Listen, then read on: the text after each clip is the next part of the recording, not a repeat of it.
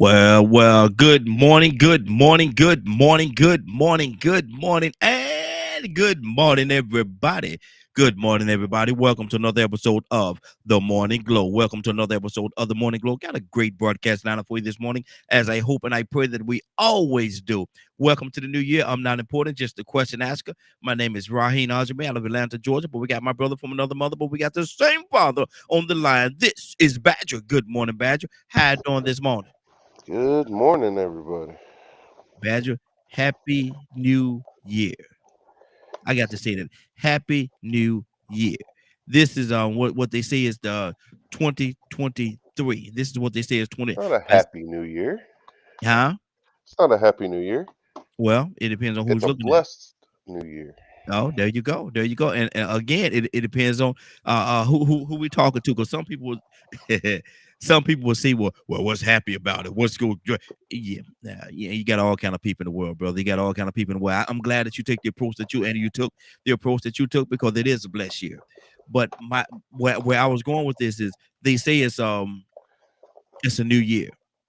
But I'm gonna tell you something, Badger. They Yeah. man has played with that calendar so much, you don't know whether you're coming or going up or down up or down. And they say that this is the new year. Is it really? Is it really? That's a whole nother conversation, Badger. But Oh, I'm down. Let's go. I know y'all. What's on your agenda? I don't call it our New Year's resolutions because by March everybody break those in a way. But what is on your agenda for this year? What would you like to in 2023, Badger? What would you like to obtain? Uh, Move from where we are currently living. Me Mm-hmm. and my family. Okay. I need to lose about 50 pounds. Mm-hmm. I think that's about where I should be. Um, and continue raising my kids to the best of my ability. Mm-hmm. Mm-hmm. That's man, listen, that last part that you said is a task within itself. That's absolutely a task within itself because you know, in this day and time, Badger, that's not easy, brother. That's not easy. And I'm talking about raising the kids to the best of your ability. You're gonna raise them to the best of your ability, but all the things that that can all the obstacles that can come along the path of doing that could make it very difficult. Why is it so difficult, Badger? Or is it or better question, is it difficult? I've been trying to figure that out as of late because the amount of stuff I've come across lately, it just feels like almost all of it's a trap. Mhm. There's so much sensitive um, do's and don'ts nowadays that if you don't think a certain way, but then again, our you know dealing with community, society, and things of that nature, depending on who's running things, that kind of becomes a norm. Mhm. Mhm. Um, so for me, it's just one of those unfortunate side effects of where are we as a society right now? Mhm. And Because in your estimation, where are we? trying to figure out which way to go. Mhm.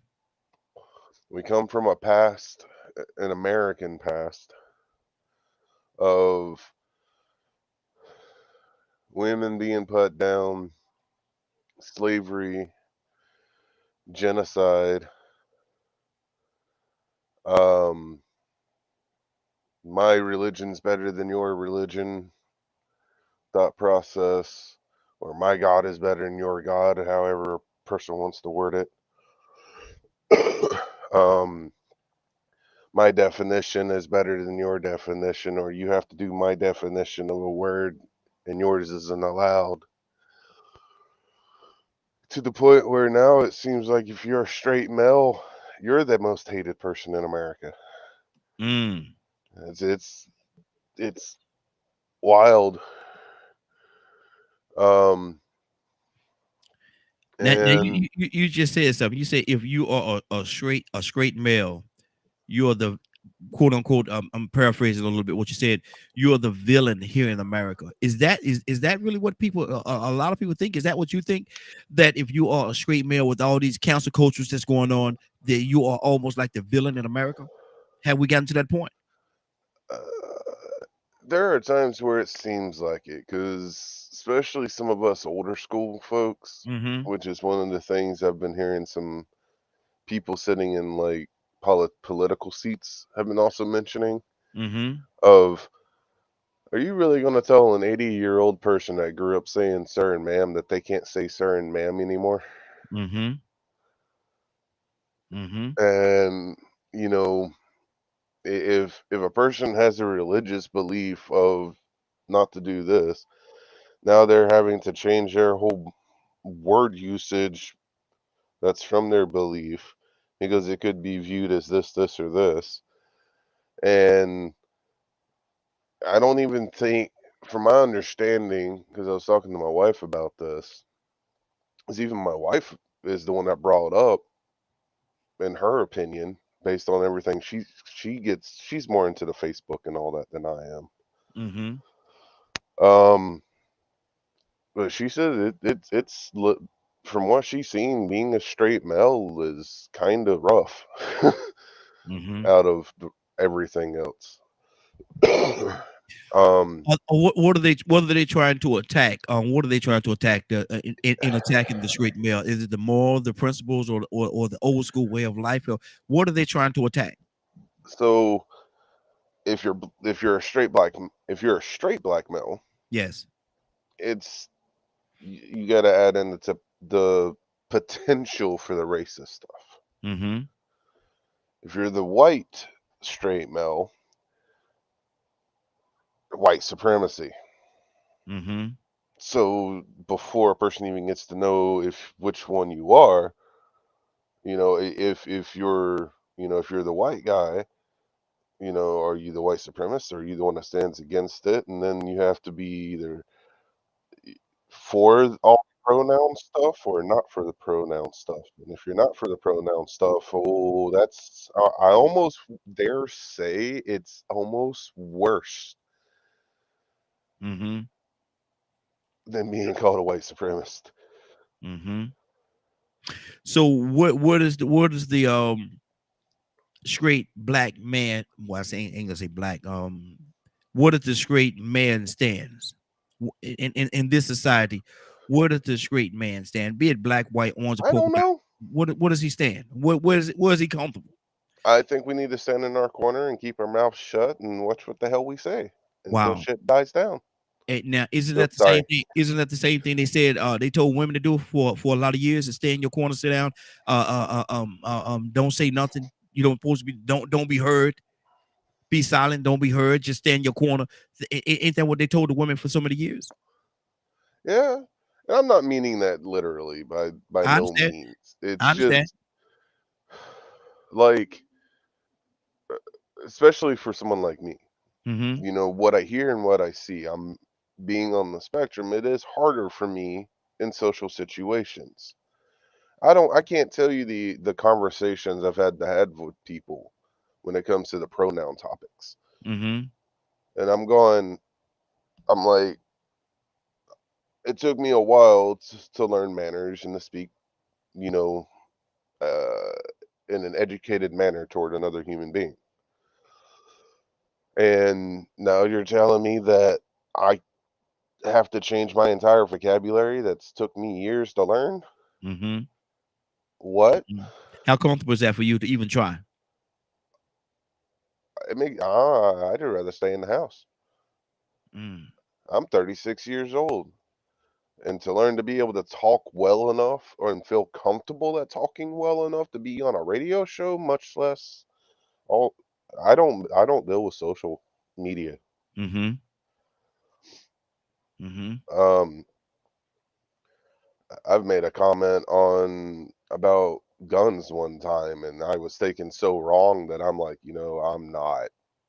But no, I'm good. Mm-hmm.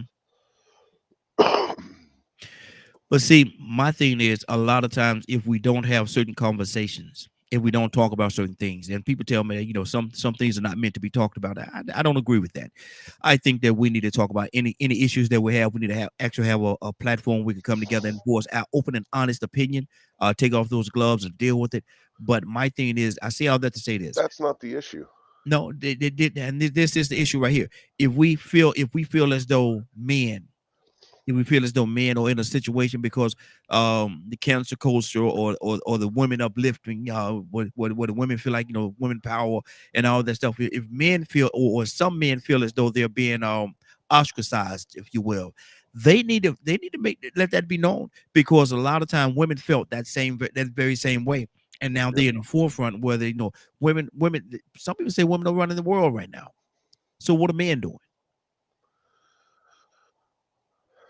I think it's more corrupt men running the world But men are not running the than. world right now. Women are running the world. Mm, Women are pretty much in charge right now. I don't agree with that. Well, you don't have to. That's my opinion, and you have yours. Yours could certainly be different if that's what you choose to do. So you don't have to. But my thing is, from where I'm sitting, I think, and you and convince me otherwise. But my thing is this right here. I think that women are ruling the world because if you go out there, if certain men go out there, you can't do like the Trumps of the world. Go out there and say, well, grab them out of blah blah blah and blah blah blah, because you can have some women that's gonna come out and speak out against you. You can't go out there and say anything about the gay, the LGBTQ X community, and I'm not being disrespectful. I just don't know all the letters because they seem like they add a different letter every so often. So I apologize for Mm, that, for my ignorance. So I'm not certainly not trying to be disrespectful to them. But my thing is, you say something about that community. You say something about that particular community, and you're going to get some backlash. You can't say anything about the Jewish community. Look at Kanye and a couple other people that said something about the Jewish community. You have to be very careful with what you say and how you say it. And so with that, you're empowering people. You're giving them power. You can't even say what you want to say these days. Say something about the women's Me Too movement, and watch the backlash you get. Say something about the gay community. Watch the backlash you get. Say something about the Jewish community. Watch the backlash you get. And so I'm asking that question: where can we go and have the dialogue? Where can we go and talk about it? Because if we don't talk about it, then we're not going to get anywhere with it. It's going to continue to be there. well, I've been watching a lot of like videos and like not it's videos of like actual conversations on this topic, Mm-hmm. and I found a commonality, Mm-hmm. and it's kind of insane. Okay. Is there is a lack of it's almost like it's there's not an ability to agree to disagree, Okay.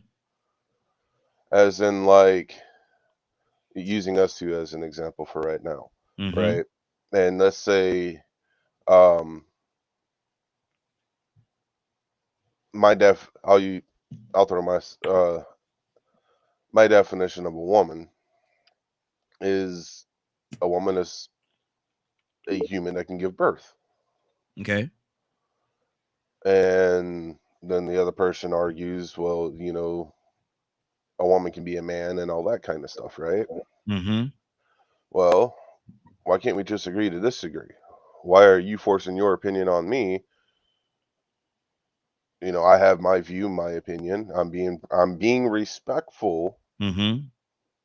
in the way I walk. Mm-hmm. Like it I'll approach it from this point of view. A racist, right? A racist that walks up to you. Mm-hmm. Would you rather a racist be honest with you that they hate that they hate you because you're black, or would you Mm-hmm. rather deal with someone in secret that's a secret racist? And see that's a question that it depends on who you're asking how they're going to deal with it. Me personally, I'd rather if you just come up to me and tell me straight up, I hate you, man. You black, I hate you. Okay, okay, good.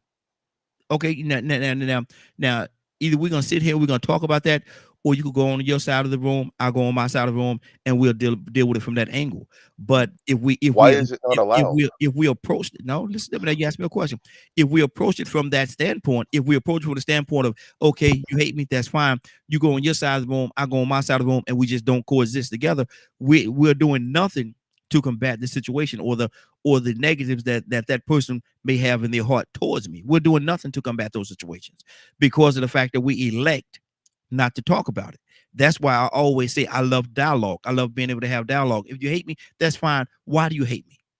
What did I do to you as an individual to make you hate me as an individual? What did I do?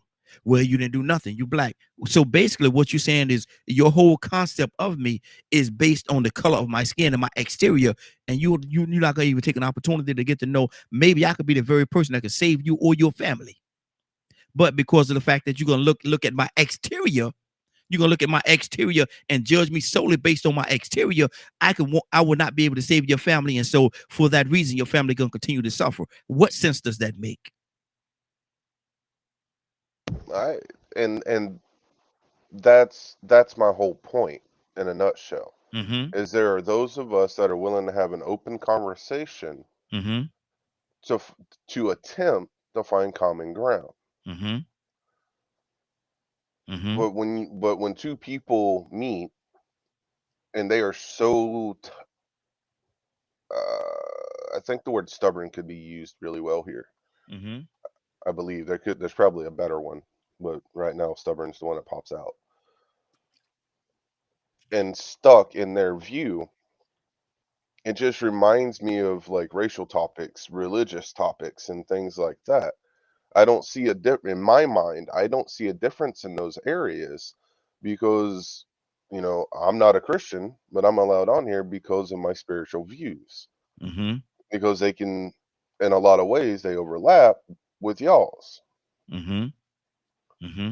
But Okay. one of the biggest differences is my word usage versus y'all's word usage. It's something me and Mm-hmm. Donald talk about a lot.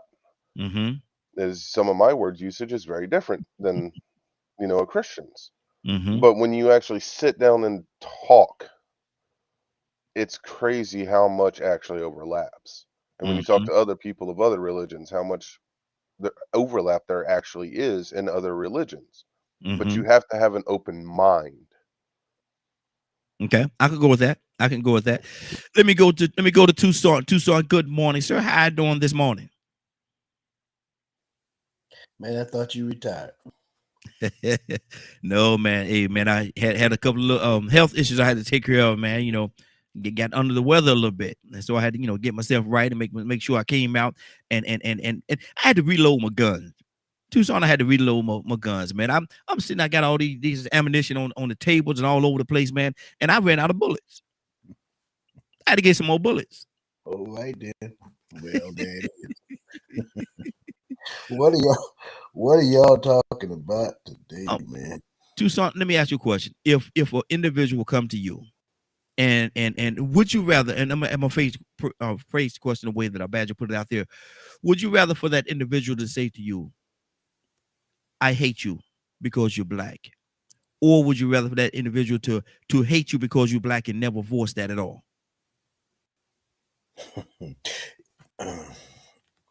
I stay in Mississippi, Mm-hmm. so I'm clear. It's Mm-hmm. clear. Mm-hmm. They don't even have Wow. to say it. It's Mm-hmm. clear because I can tell how you act. Your Mm-hmm. inner act. Even if you try to act like pretend that we good in such a way. Um, I work right along with them. You pick up one side, I pick up the other, and we just go home. If we do the job, and I'm good with that. 'Cause, Mm-hmm. I know how you feel about me. Matter of fact, I might not voice it, but I'm gonna make it clear. I feel the same way about you. Now Mm-hmm. it's not a hate, Mm-hmm. but I don't deal with you. Period. Mm-hmm. I don't. I don't succumb. I'm gonna look that word up later. Um, to any of your antics, the way that you feel like you superior and you just you hate the ground I walk on. Mm-hmm. Good. We good. I'm good with you Mm-hmm. because it's clear because really, it don't make me no difference. Long as you Yeah. don't bother me, I won't bother you. Mm-hmm. Matter of fact, I won't bother you at all because you're irrelevant to my life. That's Mm-hmm. how, really, that's how I feel. I Yeah. mean, I've grown up in the South Mm-hmm. Okay. with people that it's clear they feel a certain kind of way just Mm-hmm. because. Yeah. Yeah. Yeah. Yeah. How how unfortunate is that, Toussaint? Because the way I feel about it, the way I view it, and if you don't have certain, if you don't have certain conversations, if you Mhm. don't have certain dialogues, then the hurdle that's in front of you, you will never be able to cross it. And Well, so, go ahead. no, go ahead. No, you go ahead because I got a different thought about that. Be some, and I'm clear. I want to be clear. Something. Mm-hmm. Uh-oh, we lost Toussaint. Hopefully we'll be able to get him back. But Badger, what do you say to that, brother? The way I feel about it, if you don't have certain dialogues, if you don't have those dialogues, then you're not going to cross those hurdles, man. It's going to be very difficult to cross those hurdles because they're not going to stop existing. The hate that that a person have for you, if you don't have an opportunity to talk to this person and dialogue with this person, it's not going to go away. Their hate is not going to just go away. It's not going to just disappear. I'm sorry. No, Nope, no, you there he go. is. Go No, ahead, Tupac. I don't know if you went on or not, but No, it's the some same things place. What's on it your really heart? don't matter. It really Mm-hmm. don't matter because people gonna be people, Mm-hmm. and it takes everybody the way you feel and the way that I feel about each other. It takes society to be that way to make it what it is. Mm-hmm. Now it's unfortunate for you, um, because we limit people because of hatred and bigotry and racial and other biases. Mm-hmm. Mm-hmm. Even if a person, let me get out of the race game and go to the hard part, sexual Mm-hmm. preference. Mm-hmm. Okay. That don't have nothing to do with me. Mm-hmm. Really, if a person, I don't care who you sleep with. Mm-hmm. That ain't Yeah. got nothing to do. Okay. Mm-hmm. But if I limit you based on that, then that's unfortunate on my behalf Mm-hmm. because you can learn and everybody is an asset to your life if you let them be. Mm-hmm. Okay. We discredit people because of something, and Mm-hmm. then the help, just like you said, the very help that you need, you go without it Mm-hmm. just because. That's unfortunate for you. So Mm-hmm. if you want to be like that, go home and knock yourself out because it don't make no difference to me because when one door closes, that's just the way I feel. Another one open. Yeah. Toussaint, how do you respond to this? My God is better than your God. Okay. How do you respond to that, Toussaint? Who's your God? Mm-hmm. I mean, because there's only one, Mm-hmm. me. I mean, regardless to whether you call him um well, I can't say that, but like Badger refers to Great Spirit. Mm-hmm. Okay, that's fine with me. Yeah. I'm not going to limit him because he says Great Spirit because if his Great Spirit is the creator of the heavens and the earth, and you can't do nothing without him, you, Mm-hmm. you got it right. We get caught up in names and Yep. titles and positions, and we put God in a box, and we try to make him white and black and all that kind of stuff like that. Well, he's a spirit. And Mhm. if we're gonna worship him, the spirit of God, the entity of him, the all that you see is God without anything being limited. That's him. Then you Mhm. got it right. Now, when you start talking about something that you can hold and walk around with in your hand, Come on. or you can shape and form out Mhm. of material that he made, you jacked up, toe up from the floor up, and you don't have a clue. Mm. Wow. Really. Wow. Yeah. So Limiting. yeah. Limiting. Exactly. Exactly. Badger, what do you say to that? Badger, my God is better than your God. I actually have a similar approach to Donald's. Mm-hmm. I ask him, well, who's yours? Mm-hmm. The only time I've ever had to really deal with that, and I'm just going to be honest, is talking with Christians Mm-hmm. or Catholics. It's usually one of the two.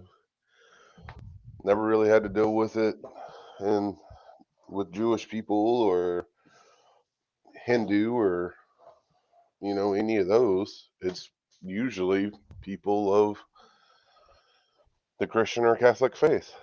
Mm-hmm. that normally have the tendency to go, you can't use Great Spirit. It's heathen. It's oh, Go ahead. No, I thought it was telling me to stop. no. Tucson want to say No, something. no. I'm sorry, Red Badge. I wanted to cut you off, but I'm sorry. We having a conversation, and I usually don't jump in and interrupt. But is it a difference? You said Christians or Catholics. Mm-hmm. Okay, and I'm not saying Catholics are not Christians, but there are Baptists that are not Christians, and Mm-hmm. Presbyterians and Mormons and everything else religious. There are people that are religion, but they're not spiritual. Okay. So Yeah, I that's usually speak more clear. Let me no. You rephrase. did good because No. I'm glad you said that because I want to add in the part of people that call themselves that. Because I don't walk a Christian path, so therefore to me, I shouldn't have a right to say what is or is not Christian. All I can share is my opinion of what I view a Christian should is. And Mm-hmm. that's normally based on the definition of following the teachings of Jesus Christ. Mm-hmm. If I'm correct in the what Christian means. Okay. Okay. Go ahead. So, but no, when it comes to that, it's normally that whole, well, I'm a Christian and there's only one God, and you need to be saved by Jesus, and that whole spill. And most of the time, I know the Bible better than they do. But see, what you got to understand too, Badger, we got another caller, go to the caller as well. But what you got to understand too is what just happened. We kind of went in a circle there because now we're talking about what we talked about earlier about you have to have the conversation, you have to have the dialogue. Because some people will feel a certain way, and you will never know they feel that way. They'll never voice that to you. But if they come to you and they say, "Well, my God is better than your God," you sitting out here, you worshiping this, you worshiping that. Okay, now they have opened up the door for you to have a dialogue with them, and you can ask them that question. Well, what makes your God so much better than my God? And why are you trying to separate the gods? Why is if there's only one creator, what gives you the right to try and separate and say your God is better than my God? Because now, even if you say that, you're saying that there's two gods. So how can there be more than one? I just want to throw something out there, and then uh, how can you have a conversation that's one-sided? I don't think that what I'm talking about and what you're talking about is lined up, because you can't have a conversation that's one-sided. You have to have if you can have a conversation, by way of the definition of a conversation, you can have a sender and a receiver, and then those roles are going to change and reverse to the other person. And you're going to listen to another. You're not a conversation is not Okay. a conversation for you just to try and make your point. You Let have me to actually be explain what open. Listen to me now. You have to also listen and be open minded to listen to that person point and find out whether it has any merit at all. But go ahead. we do that on the show, and Okay. most of us probably do that in real life. Mm-hmm. What I'm talking about is like, okay, yes, I know that person is that way. Mm-hmm. I open up dialogue, the talk, Mm-hmm. Okay. but all they're focused on is their thought is the only thought. Mm-hmm. That's what I mean by when I'm speaking about one-sided. Okay. I understand. I understand what Okay. I understand what you mean, but my thing is this right here. And I got to go to my phone line as well. I got a couple of calls, and the phone lines are open, everybody. 508-924-3521. 508-924-3521. Rico, good morning, sir. How you doing this morning? Man, I can't complain, man. Just out here enjoying another beautiful new day. Yes, sir. Yes, sir. Good to have you, man. And by the way that they say things, I'm gonna say it that way. By the way that they say things, Happy New Year. But like I said earlier in the broadcast, man, is this really the new year? Is this really? That's a whole different conversation for a whole different day. We're gonna talk about that as well. But Happy New Year, brother. Yeah, same to you. Yeah, exactly. Rico, what do you say to somebody, man? They come to you and they look at you and they say, Rico, I don't like you. I don't like you, man. I don't like you because you're black. I don't like you. Now, how do you deal with that individual? Because that's where we started. How do you deal with that individual, man? Are you appreciative of the fact that they told you who they are and what they are? Or do you have that conversation with them and try to make a dialogue with them? And how do you handle a situation like that? Do you even respect them for even having the guts to say that to you? Well, being that probably would be a very unlikely scenario for somebody just to come up out randomly and say something like that. Mm-hmm. You know, I guess I just have to say something sensational because, you know, really and truly, I wouldn't be able to know how to address that. I can't see that happening. Mm-hmm. Mm-hmm. You know, somebody just coming up and just saying it out the blue. No, but somebody did have the audacity to just come up and say, "Hey, well, you know what? I take that back. I did have a situation where that happened. I remember I had a homeboy. He used to like white girls. He was real bad about that. And for some reason, he had the hook up on him. So he wanted me to take him one night to go meet her at a job. And I took him up there to a job. We went 2 cars deep. Me and some hood cats, some gangsters, some of my partners that we ran with. You know, we was about that trouble. And so when we pulled up in the Taco Bell parking lot, there was some white guys standing out there. One of them had a cast on, you know what I'm saying? There was a couple of them and then some girls, you know. And we was over there in our little group and they were over in their little group. And one of them felt like they wanted to be cute. Came up and gave one of my homeboys a card and said, "Take the hint." And it was a card for the Ku Klux Klan. We whooped them to death.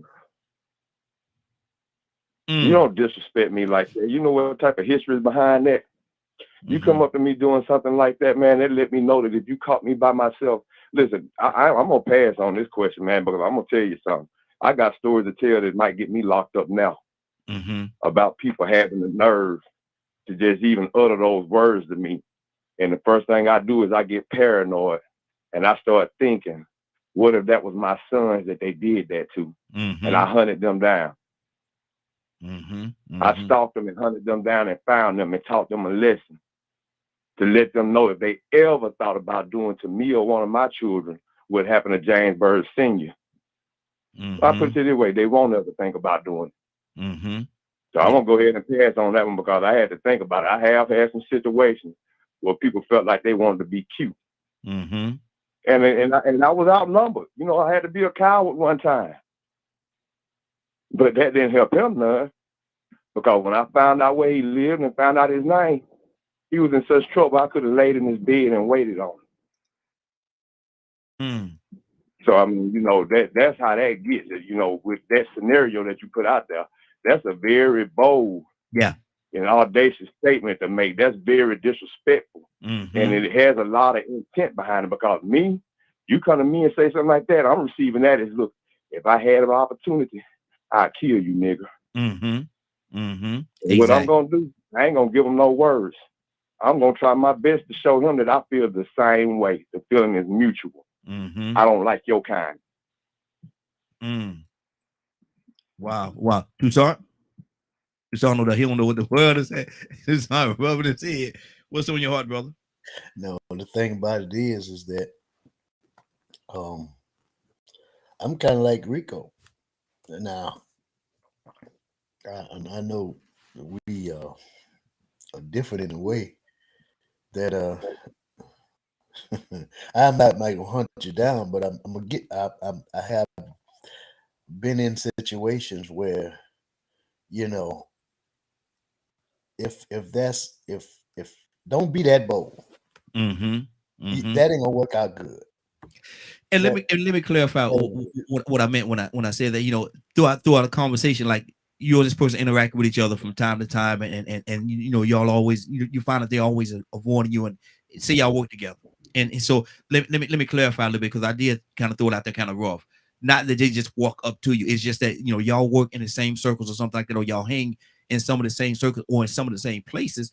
And you know, one day y'all just have a conversation, and then they just come up to you and they just say, look, I don't like you because you're black, man. I don't like you because you're black. Not just that they just walk up to you out the blue and say, yeah, you know. So let me clarify that just a little bit, because I did put that out there a little rough. But go ahead on too. But there are people like that, and I work with them. Mm-hmm. Because Wow. I've been at the job, you know, back in a few years back, and they were bolder. They're kind of getting like that now because of the dump Trump thing. They think they can say what they want to. They rising back up. They're building their nerves back up. Mm-hmm. I got two things I want to say about that, but one of them said, I think it was in the 90s, y'all want something for nothing. Mm-hmm. And I'm like, now this is on the job.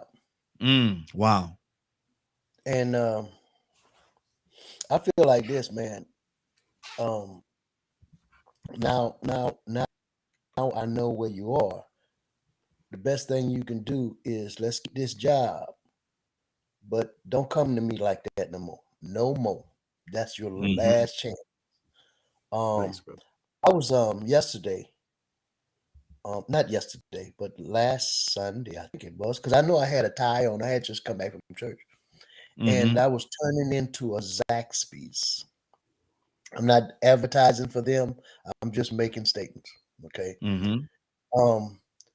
And at the end of the to go into Zaxby's, I had to get out of the lane. There was no turn-in lane, so I was at the edge of the opposite traffic's turn-in lane. Little guy turns around, rolls his window down, and says something like, "Bud, you in the wrong lane." I rolled my window down. I said, the best thing you can do is go on about your business. Because what he's trying to do, I don't know if he was trying to show off in front of his wife, but suit and tie. I don't care nothing for that. Don't do that, because if the Sunday morning ain't got nothing to do with me belittling myself because you think you're superior. You better get on. That's what we better do. Yeah, for real. I ain't got to take no suit off. I ain't dropping no religion, but I'm not tolerating none of that. Period. Because what I've seen in my days is some of the things that I see that they're attempting to do now. I didn't put up with it then, and I'm not putting up with it now. That's just the way it is. So anyway. That's good. That's good. That's good. Badger, what's on your heart? We're going to go to Mr. Hicks. Got Mr. Hicks with us this morning. Well, Badger, what's on your heart? I want to use this like the way this topic is going, right? And it's to me, it's similar to the whole gay topic. Because when it gets brought up, they're pretty much canceled out. You know, they're bad, wrong, evil, they're of the devil, and all this other kind of stuff, right? You know, it goes against the Bible, it goes against God, so therefore, blah, da, da, da, da, da, da. Well, a lot of these racist people, you know, they have that mentality that they also learn from their view of how they read the Bible. So that's why a few weeks ago I brought up the whole topic about hate. You know, hate and racism, hate and fear, and all these, you know, all that kind of stuff. And hate is hate. Is it? At least to me, it is. Okay. And it's just one of those, at least to me, all these scenarios overlap each other. The only thing that changes is a word topic. We went from think about how a lot of people viewed black folks. It came from a particular type of mindset. Look at how people look at gay people. It comes from a particular type of mindset. Look at the way women were treated. Came from a particular type of mindset. But let me ask you this question: Do you think that racism, the struggle of racism, and the struggle of homosexuality, the gay community, do you think those struggles are the same? I think they come from the same place. That's not my question. That's my answer. Okay. So do you think do you think the struggle is the same? Do you think the struggle between racism and the struggle between the homosexuality, LGBTQ community, do you think those struggles are is there any mirrors there? What do you mean mirrors? Are they the same? Is it the same struggle? They come from the same place. I don't know where you're getting at. I'm just asking you, are they the same? As far as being hated, there's hate there. But so, I have no. If you're asking what I think I'm interpreting, I have no right to answer that. Well, you because I'm not gay and I ain't black, so I can't say which one's worse, and depending on which side you're on. But you've seen examples. I'm sure, you know, living the life that you're living, and certainly living there in Texas. I'm sure you've seen both examples of homosexuality being. Oh, they want to kill both. Or so my question again: are they the same? I'm not neither. I can't speak on that. Okay. For me to speak, I mean, from an outside perspective, I see people saying that gay folks should die, and I have seen people say that black folks should die. I've seen where gay people shouldn't be allowed to work. I've seen where Native Americans can't work, or a disabled person can't work too around here. So like that's why to me, hate is hate. And that's my when we start doing this whole comparison crap, and that's what sparked my question. We say hate is hate. Okay, I can go with you with hate. Hate is hate, absolutely. But I'm asking you on a different level. You say you want to go to different levels, trying to take it to a different level. Let me go. That sounds like a shallow level to me. It has nothing to do with shallow, brother. You got to answer the question. If you answer the question, we can deal with it from what you say. But if you don't answer the question, we don't have any basis to stand anything on. You need to answer the question. Let's go to Mr. Hicks. Mr. Hicks, good morning, sir. How are you doing this morning? Good morning. I'm going to greeting family. Do I have a mic on? Yes, you do. Yes, okay. I certainly hear you. Let me ask you this question: Is the struggle the same? No.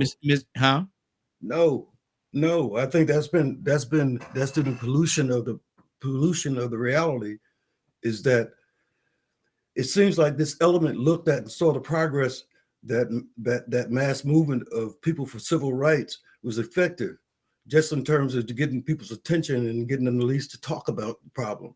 I think that the underlining desire to destroy the foundation of a Christian, a Judeo-Christian, not this stuff we see now, not the stuff that come out of Pope, but the very essence of this gospel that said that every person, every human being had an intrinsic value.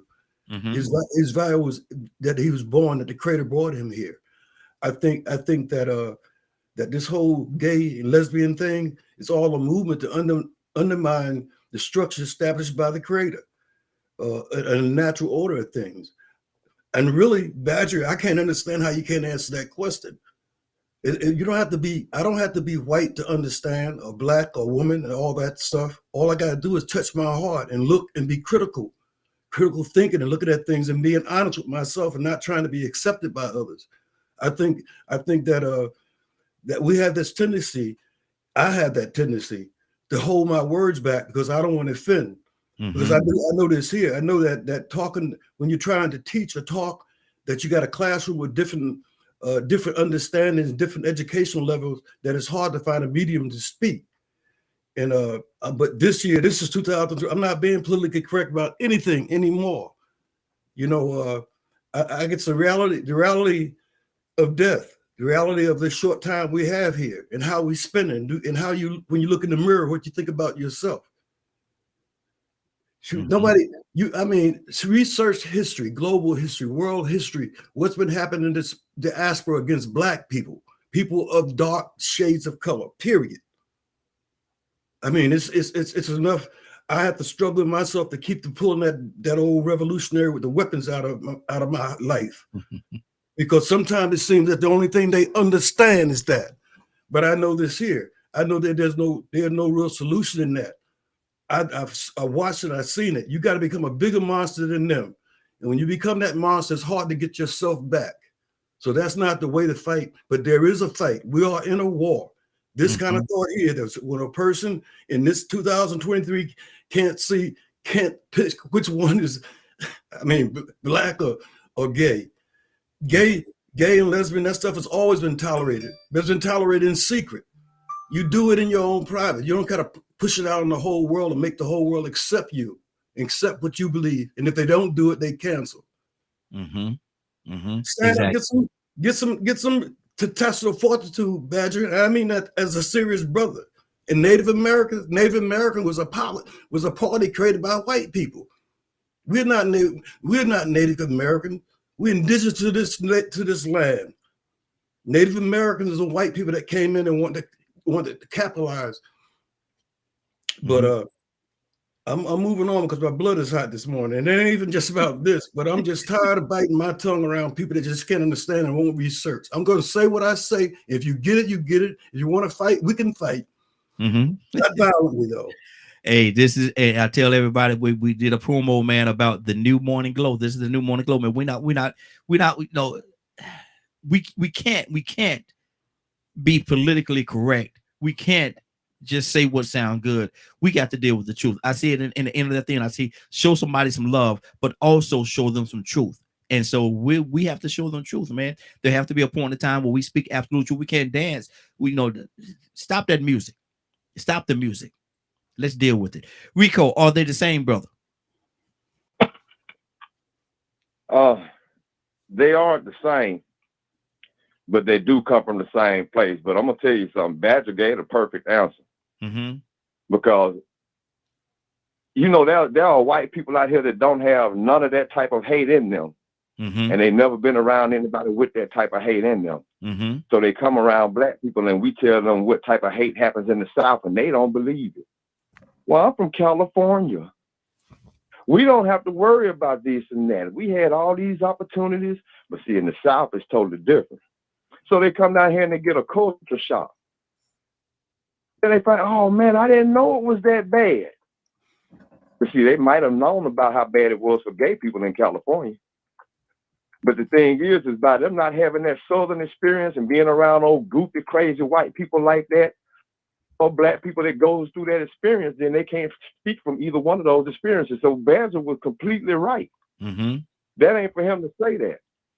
But then the question tends it will end up putting gay and Black against each other. Who's the biggest victim? Me. I'm the worst. They treated me the worst. Give me that trophy. But see, my question. Let me say this to you, Rico. Let me say this to you, brother. And I love where you're going with it. But let me say this to you too. Do you think maybe maybe if I pose the question in this way, do you think the civil rights movement of the blacks of black people are the same as the gay LGBT movement? Are they the same? Are the struggles the same? Is the path the same?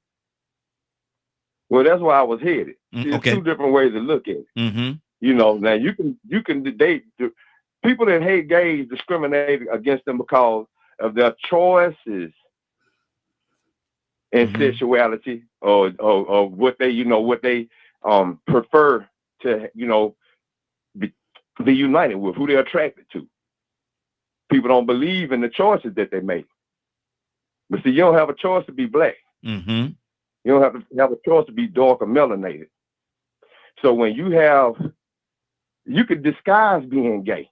You can hide being gay. Yes. Yes. You can walk amongst a whole lot of white nationalists, white male supremacists, and be messing with little congressional cowboys. Mm-hmm. You get what I'm saying? Mm-hmm. You can have all these little scandals going on behind the scenes with other little boys, but you hanging around macho white men that need to promote the white male dominance or survival. Mm-hmm. You know, that happened in Rome a lot, that little gay stuff, but they were in denial. You know what I'm saying? I think it was King James. He killed all his little male lovers, and he wrote the Bible. He had his own version of the Bible. So, you know, you have choices to make. You can entertain your sexual desires, or you can hold them in. You know, you can refute it. You can try to go change your feelings, or you can acknowledge that you just have a sexual attraction or a physical attraction for the same sex, but you know that's not good for reproduction, so you fight it the rest of your life, or you fold and give in. You still got a choice to make. But when I walk down this street, I can't flip a switch and turn white, Chinese, or I can't even turn into a goat. Mm-hmm.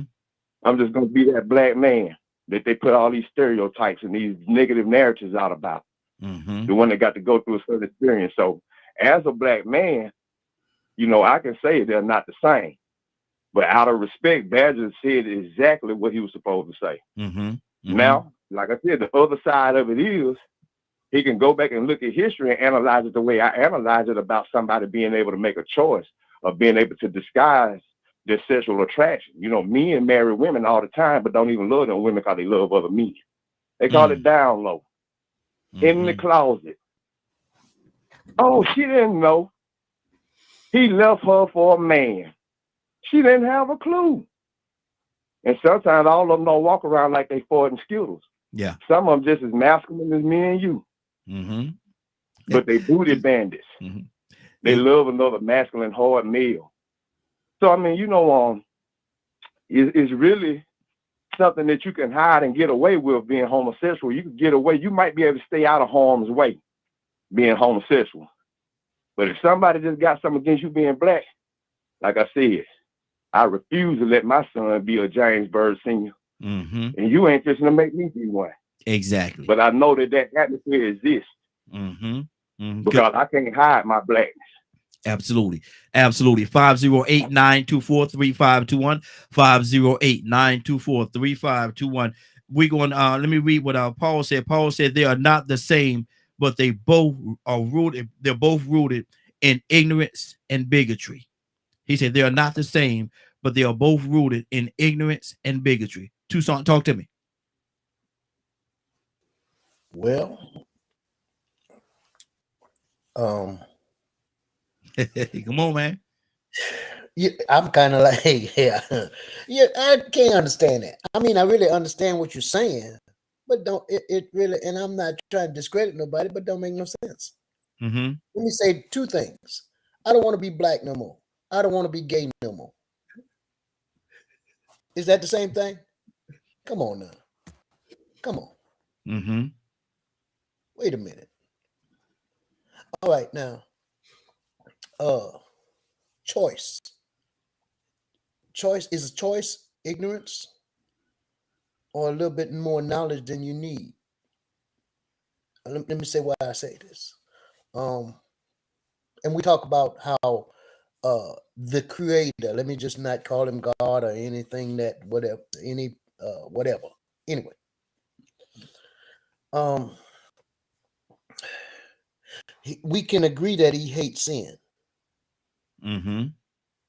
just sin. Okay. If I am and have been a liar, and I want to just do the right thing, why can't if I'm supposed to change and make it better, don't I need to stop lying? Mm-hmm. Okay, right. Mm-hmm. So if I don't understand how in the world are we going to do things right and be fruitful and multiply. You can't accomplish that with two of the same gender. Now that don't we now here you go. I know the thoughts just by what I said. Here you go talking about Tucson is throwing out hate speech. No, sir. I don't hate you. I just think Mm-hmm. something wrong with the mentality. So when you say everybody want to compare everything to being black or it don't make no sense. It's not the same struggle. I mean, you mean to tell me that, and I know, I understand people that are ignorant mistreat people because of their choices. I understand that. But if I just can't understand, make me understand, and I'm not. How can I look at Mr. Hicks, or you Raheem, or you Badger, and Badger, I go to rubbing you on your butt. Mm. How you gonna treat me? You gonna like that? Oh, now we good. We still good, No, right? no. Come on, Mm-mm. Badger. If that's what you want to do, let's hug each other. Give me a sugar. Give me some sugar, Badger. Is Mm-hmm. that okay with you? How your wife gonna feel? But if we Well, y'all engage in a something else. conversation, we engage in a conversation that is passionate in a way because you are a Native American and I am an African American, or I don't know. That's what they call us these days. Mm-hmm.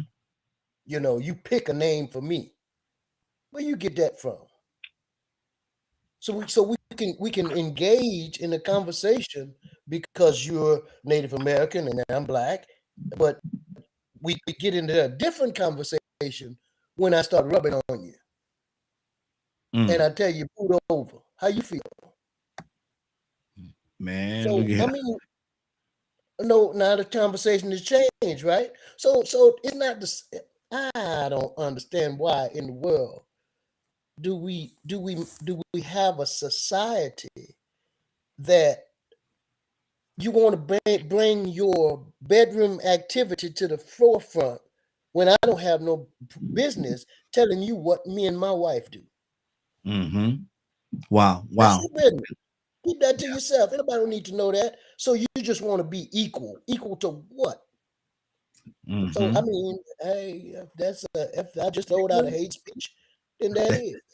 Good day. That, Let that me don't make no hold on, Tucson. Yo, boy, look here. It's good to be back. I tell y'all what, it's good to be back, man. It's good to be back. Badger, what's on your heart, brother? We got another caller. We're gonna go to the next call after Badger. Badger, what's on your heart? I'm going to warn you one time and then I'm going to swing. Mhm.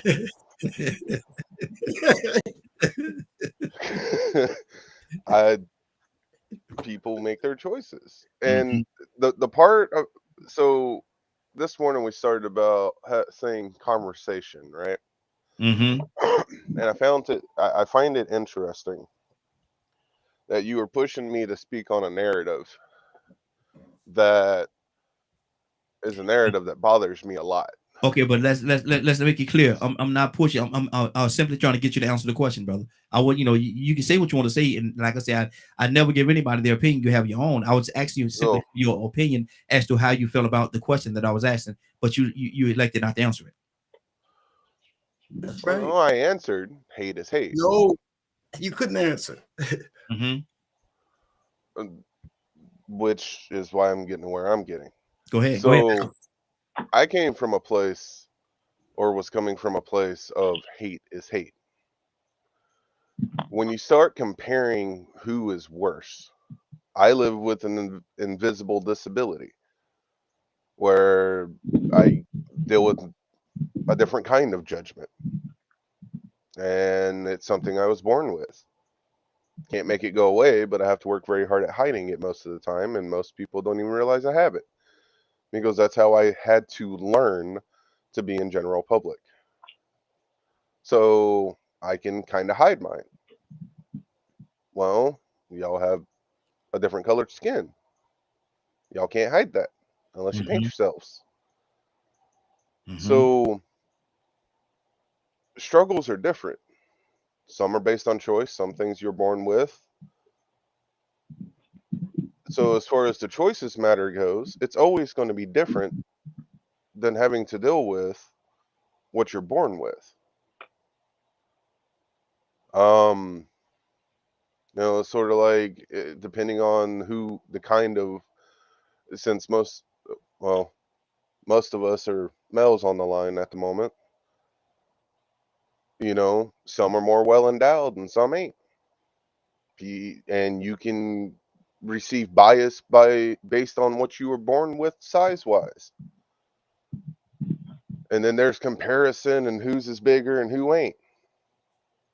So the part that I find interesting is to have conversations to have common ground. I come from having a belief that there are some people that are bisexual or swing, queer, or wait, I think that's a bad word now, ain't it? Some say it is, yes. Gay. I'm so used to the word gay meaning happy that I still have a hard time remembering that gay now is anyone that likes the same sex. I have to keep reminding myself. And that's a good example. I have a hard time with words when it comes to things like that. It takes me years of having to teach my brain that, okay, this word means this. I can't use it for anything else anymore. And I believe that some of them are born that way. Some it's a choice, some are born that way. Most, depending on your belief, most don't believe that. Most view it as a sin. So we've come at an impasse. I have a belief that some are born that way.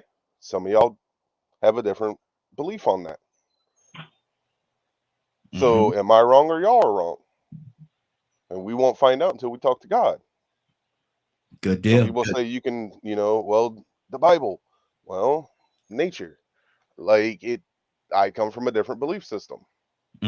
Right? So, however, the commonality is ignorance and hate and fear.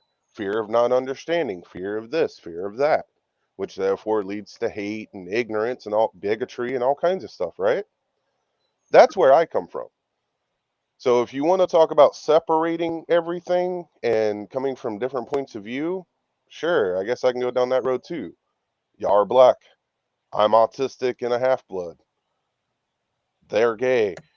They're this, they're this, they're that. There are all these different labels for each of us that have been put onto us by other people, right? But we're all human beings under one creator, one being. And some will argue that point. So when are we actually going to find a common enough ground to go, I acknowledge your struggle? Okay.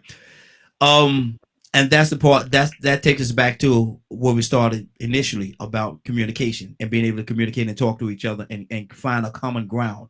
But without that dialogue, it'll never get there. It'll never get there. A lot of people just don't like and are very uncomfortable with talking about race. But they just don't want to talk about race. They don't want to talk about it.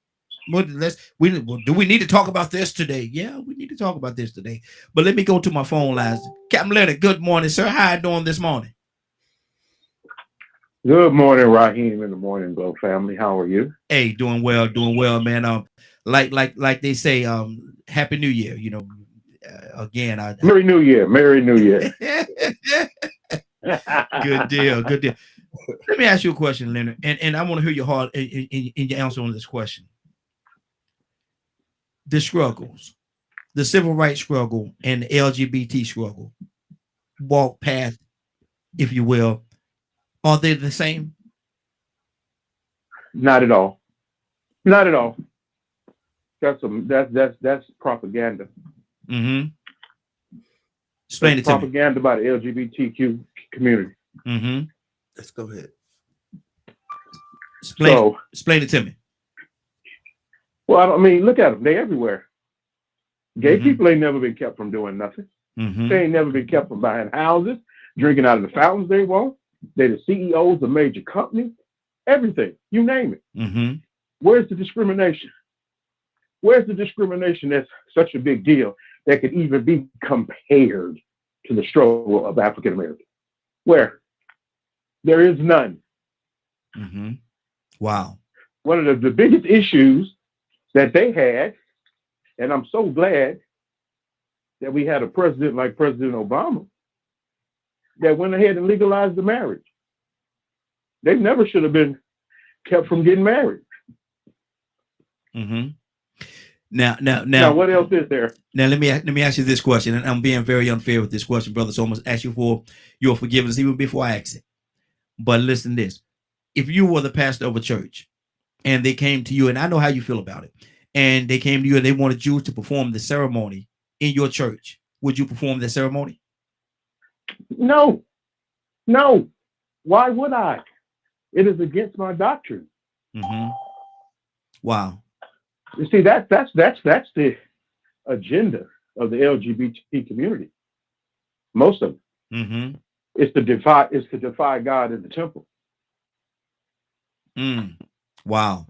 So if they can get the church to bow down to their fetish, the rest of the world might as well go to hell. Mm-hmm.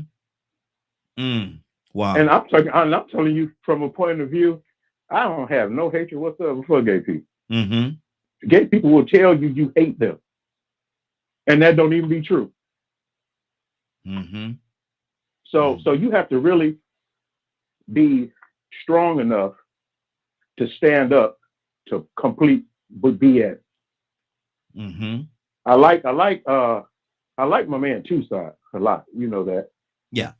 And how he says things, Mm-hmm. because he don't say things hatefully, Mm-hmm. but he makes the difference between what you do and what I do. What you do is your business. What I do is my business. Mm-hmm. And you know, when you think about this whole notion of these struggles being anything like African, what they struggling with? Mm-hmm. They struggle the most with their own personal psychology as it relates to how they're living their lives. They don't struggle with discrimination. Mm-hmm. That's good. There are no laws preventing them from doing anything, and there never has been that I can remember, with the exception of marriage. Mm-hmm. Wow. 508-924-3521. 508-924-3521. Tucson, talk to me, brother. Rico, coming to you next. Yeah. Come on, man. I just can't. It's like, and I didn't say it, so I'm gonna put it out there. You shouldn't have never said it. Mm-hmm. We ain't got no business in the middle of the street pulling our pants down to see who got the Oh skills. Lord. Tucson. Lord. No, the women to do that for us. Wow. No, but what I'm saying is, what is that? What business is that of the society? That okay, if you have a mental or a limitation, Mm-hmm. nobody will never know it unless you broadcast it. See, let me just throw this out here, Badger. If you don't say that you got a problem, nobody would never know it. Mm-hmm. Never. I mean, I'm just saying, since the conversation is out there, if you wouldn't tell us over and over and over again Nobody never know it. The only thing that we would know, I wouldn't even know that you were a Native American. I wouldn't even know it. The people in your community not in your community, probably in your neighborhood, think you're a white guy. If you keep your camera off, nobody would never know that you wasn't none of us. So I mean, that's just my opinion. I'm not trying to be right, but I'm not trying to be a part of anybody's conversation. Yeah. Period. I'm not trying to be a part of nothing. I'm here trying to coexist. But I'm not trying to make you accept me because I'm black. The devil is a lie. I don't care what you think about me. So I just live my life. And I don't cause people to hate me because of how I look or how I act. That's your choice. But since you say, okay, just like when you throw the conversation about Christians and you start telling me not you, but anybody, tell me your interpretation of what a Christian is, that ain't got nothing to do with me. That's right. That's your opinion. But I can't let your opinion cause me to think you hate me. You hate them. Because I don't act like them. I'm not like them. I say I'm not. Because all I try to do is do the right thing to the best of my ability. And in case, as a Christian, whatever that might mean in somebody else's mind, because it don't have the same meaning in my mind. If I should make an error or mistake or sin or come short of what I should be, then my thing is I got to get up from that and try to do the right thing, have a resolve, not just lay in it and say, oh, well, hell, I'm just going to just live. Oh, I'm sorry. Oh. I listen to every word, brother. I'm glad he went in the pulpit. I'm glad he went in the pulpit. Exactly. I listen to every word, brother. Oh, I said that yesterday in the pulpit. Yeah, I mean, we just look. We can't. we can't just say, okay, I'm just gonna be hateful, and you live with it. And if you don't like me being hateful, you're the hateful one. Wow. Rico, talk to me. What you say? He dropped the bone on us that time, Rico. He dropped the bone, didn't he? Yeah, man. He said one there that came out smooth as butter. But I know it would have been easy if he'd have been in the pulpit and got a little passionate. He'd slipped up and said it and been like, oops.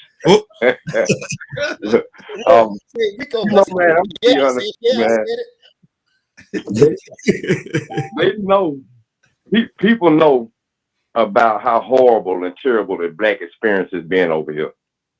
And in different ways, people have tried to sort of water it down or make it seem like there's nothing that needs to be addressed. But at the same time, they want to associate themselves with it when they have an agenda. When they have something they're trying to get accomplished. The Jews did it. Gays did it. Everybody jump on board with the black people. We want the same rights. We tired of these white people discriminating. It's this white supremacy system. Then they go on and take off and leave. Feminism, they did it, jump in. But see, they use one thing. And that one thing that the LGBTQ community had in common with us is the fact that they wanted to be able to be out in public and display their affections without having to be targeted and killed for it later. So they came back and they said, well, you know what? It's the same as when they didn't want interracial marriage. Wow. So now there we go. Y'all want to link it in with that. Now we should understand what y'all want to do. And I get it. You know, you should have the right to be able to hold hands and kiss in public if you want to and somebody not do anything to you. But look, I don't even like it with heterosexuals. Some things belong at home. Yeah. Some things belong behind closed doors. Absolutely. So if you like other men and you married to this man, y'all like to wear women's clothes or bras and you want your butt cheeks hanging out, do that at home. As a matter of fact, if you my woman, I would prefer you to do this at home. Mm-hmm. Everybody ain't got to know that you find it all outdoors. Mm-hmm. Everybody ain't got to know that when I see you, good, you know good and well, I can't wait to get home to get to this. You know I'm having a good time. Look at how bad she is. But they don't need to see how bad you is up under them clothes. Mm-hmm. But you know that public display of affection thing, I think that's sort of what they latched on to, because some gay people have been killed for displaying their affection a certain way. And some have been killed just because they were gay. Mm-hmm. So now that you do have that side of it. But those rights that they want to be able to go out in public and safely be able to do that, that's what they latched on to. So do they have anything in common? That one thing. Are they the same? Absolutely not. Mm-hmm. That's good. That's good. 508-924-3521. 508-924-3521. This is the new Morning Glow. This is the new Morning Glow. And so we taking our gloves off, brother. We're gonna talk about it. That's what we're gonna do. Toya with a T. Good morning, young lady. How you doing this morning? Get ready. Happy New Year to you. Happy New Year to you. What's up, y'all? Hey, what's going on, sis? Hey, she in a singing mood, not a singing, but a singing mood this morning. Toya, I'm gonna ask you this question. The civil rights movement and the LGBTQ movement, and I don't want to be disrespectful. Hey, a dog or a duck or something in the background, please mute somebody's phone. Yes. Okay. Yes. Somebody. Okay. Are those movements? Are they the same, Toya? Okay. One more time. What movement's the same? What? The civil rights movement and the LGBTQ movement, are they the same? Oh Lord. No, not if you're going to fight for these rights and turn around and do the same thing that you just got finished fighting for. Mm-hmm. Come on. That's not the same. How are you gonna feel discriminated against, abused, but then when you get in those positions, you go hire everybody that's just like y'all, but a straight person don't have a chance. Or wow. you want to influence or highly encourage others or others' children to be like you. Like, no, y'all are fighting for something that I can see, right? And just because you make a law, that's not going to make me not want to drag you down the street because you're gay. Just because you change, because they've been changing the law with black folks and they've been killing our behinds. Mm-hmm. So just because you put a law in place ain't going to change nobody's heart about how they feel about you being gay or what they want to do to you. But when you earn this position, you fight for it, and then this is what abusers do, though, right? Oh, no, you know what? I'm sorry. I didn't mean to do it to you. You know what? You done bop me upside my head. Oh, yeah, we need to go to counseling. We're going to make it right. But no, you're still an abuser because now you took in this movement for us to get together and be equal and try to make it work. But then you turn around and do to everybody else the thing we just got over. Mm-hmm. Mm-hmm. And to me, that's what's the difference between this LGBTQ movement and a series of other moments that we've had to endure for some time. Mm-hmm. You know, and it's the people. So did they try to fight for the same and similar rights? Yes, they did. But their purpose and their vision changed as soon as the spotlight hit them. I mean, wow. So bad to where even LGBTQ women try to take up the Black Lives Matter campaign and with a hidden agenda, ease out the black man now. Because now you're LGBTQ. Now, don't get me wrong. I went to jail behind beating a cat. So I know men ain't right. I still love me some men though. So now you LGBTQ. And now because of whatever issue you got with men, you're going to purposely spark an agenda to X them out? Wait a minute. Didn't y'all just say y'all didn't like this kind of treatment when it came to y'all? Mm-hmm. You know, so the hypocrisy in humanity is just, you know what I'm saying? There's no consistency with us. We want what we want, and we don't care who we got to trample over. But one thing for sure, everybody's going to try to trample over the black folk. But we don't care who we can trample over to get so-called our rights, to get so-called, what's due. And then some of these rights we fighting for, it just, I don't care if you're gay. But it's a problem when you a man and you acting like me. I don't care if you're gay. But it's an issue when you go to school dressed up like a girl. But my boy who grows his long hair, you know what I'm saying? They tell him he got to wear a dress because he's growing a ponytail. Wow. You know what I mean? So it's like when it comes to these movements, y'all, it's all about what we have in common. But we the people, we still have to keep our eye on what's allowed and what's not allowed. Because, hey, the satanic people going to be fighting for their movement next. And then what we going to do? Wow. Yeah. Wow. Mr. Hicks? Wow. Ooh. Hey, this the new Morning Glow, brother. This ain't yesterday Morning Glow. This is a new one here. Yeah. All right. I was going back over my life, right? I was born in 1949. And I guess I watched the shift and change of things. When I grew up, when I was growing up, well, first let's go to the thing of hate speech. What is hate speech? How did they find that thing? But when I grew up, we call them faggots and dykes. And when you showed yourself, be out of pattern, you get your ass whooped. Hey! You got to keep that in your closet because you're affecting the kids. You're affecting my children and the children of this community that we're in a struggle to get our liberty. And you become the enemy when you put a dress on, when you don't adapt your manhood and want to affect other people to be the way you are, because you can't be a homosexual by yourself. You got to seduce someone else into your lifestyle. You don't go find somebody that's in your lifestyle. I think about the thing of a woman when she turn around and she look at her and she's with her husband. She turn around, there's a group of men looking at her with their tongues hanging out, with lust in their eye, how she feel. I think about the same thing. I'm in the shower. I turn around. I got your eyes on me all crazy. Like I'm going to go upside your head and hit you with these front kicks and put you in order. Did you put that stuff back in your closet? So here we are. I don't expect to change the world because we're in this phase where people define your truth and you speaking honest from your heart as being a hate speech or either being but it's going to come down to community of people of like minds that have the same basis, that believe that the marriage is a man and a woman, that a woman is clearly defined and a man is clearly defined. We got to find our spot to get where we are, to keep people that think like us where we are. And if you want to think that way and you want to live that life, go to California.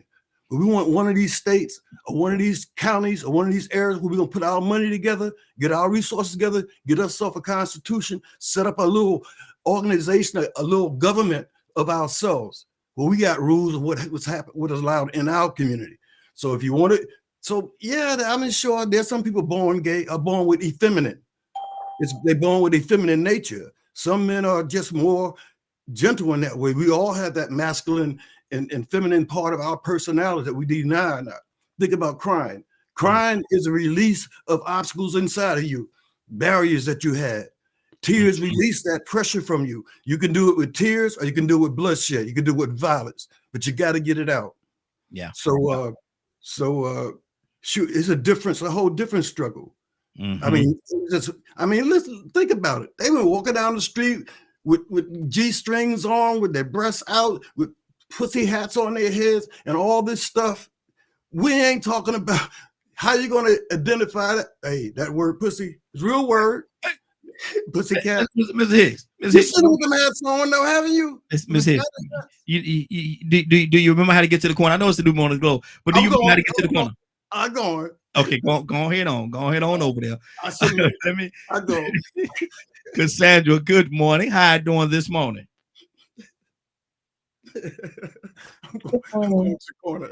Cassandra, I got a question for you. And Happy New Year to you, sis. Happy New Year to you. Good to have you this morning. Got a question for you. Is the civil rights movement and the LGBT movement, are they the same? Are the struggles the same? No, of course we know that they're not the same. So, I mean, it's no way that they can be the same. And I don't think that they try to make it the same. They know that there's a struggle, Mm-hmm. and the movement is for change the same, but as far as the fight is totally different. We know that. That's just common sense. So Mm-hmm. the struggle is there, and the movement trying to bring change is there, but the ideas and ideologies are totally opposite. And Mm-hmm. I've never, just me. I know other people have heard different, but I've never heard an LGBTQ person um, pretend that the struggle for Black people was the same. I've heard some say it, you know what I'm saying, but they know that it's different. They want change. They want to be recognized. They want to be, and that's what we all want. We want change for what is being done wrong to us, whether you LGBTQ or whether it's the civil rights movement. Mm-hmm. Same thing, fighting for equality and fighting for justice, which is what I'll do. And I'll fight for anybody to have that right. If I feel like it's right, I'll fight for that. But we know that they're not the same. Mm-hmm. That's good. That's good. Leonard, talk to me, brother. I think that people are very clear about it. I think the issue is personal issues. Mm-hmm. You know, a lot of people have personal issues with certain things, and they get all up in arms about it. I'm not the person to care how you live your life as long as it don't hurt me or hurt nobody else. That's just how I am. I could care less if you follow the Bible or not. Mm-hmm. But you're going to respect the fact that I'm a human being, and you're going to treat me as such. And people are going to come along with various causes and things like that. But that does not, like Miss Cassandra just said, they know better. And we chastise them when they get out of line about it. Mm-hmm. Behind closed doors. We understand what you're trying to do. However, this is why I love James Baldwin so much. Just as gay never was an issue, never was a secret. But guess what he fought about? He fought about the real problem. The real problem was racism. The people don't care nothing about me being gay. They don't care nothing about me being gay. But I know that when I show up Black, it's a problem. Mm. I know that when I'm Black, I can't get a job. I know that when I'm Black, I can't buy a house in a certain area. I know that when I'm Black, I got to go to the back of the bus. Mm-hmm. So I'm all about making sure that people understand. I'm not going to help you live no lie. Now, whatever issues you got with being gay are your issues. Do some people want to kill you about it? Yes. But don't compare that to what African Americans went through. Mm-hmm. Yeah. Yeah. Because there's no comparison whatsoever in that in that area. Like I said before, people criticize that president for what he did, but it was the easiest thing to do. Mm-hmm. That's why it was done. Mm-hmm. Because one, the law don't say that I got to marry a man. It says that if you love a man, you can marry that man. Mm-hmm. It don't say I got to marry a man. Mm-hmm. So it's for they can have what it is that they desire. Like when you got some African Americans, they mad about everything. They don't even thank God when they get up in the morning because they Black and they mad at everybody and everything. What do you want? What do you want? See, you tell me what you want. Mm-hmm. You don't even know what you want. Because guess what? You live in a lie. You got access to everything. Mm-hmm. Wow. But because you won't go get up and get it, you think that one, you going to get behind the movement and say it's the white man. No, it's that lazy, trifling attitude of yours. Mm-hmm. Mm-hmm. So don't make up a problem. We got enough problems in the world without people just making them up just for attention. Wow. Wow. 508-924-3521, 508-924-3521. Phone lines open. Give us a call. We'd love to have your input on what we're talking about. This is the new Morning Glow. This is the new Morning Glow. And what we're talking about this morning is the struggles the same. Are the struggles the same? The civil rights movement and the LGBTQ movement. Are the struggles the same? Paul, good morning. How are you doing this morning? Good morning.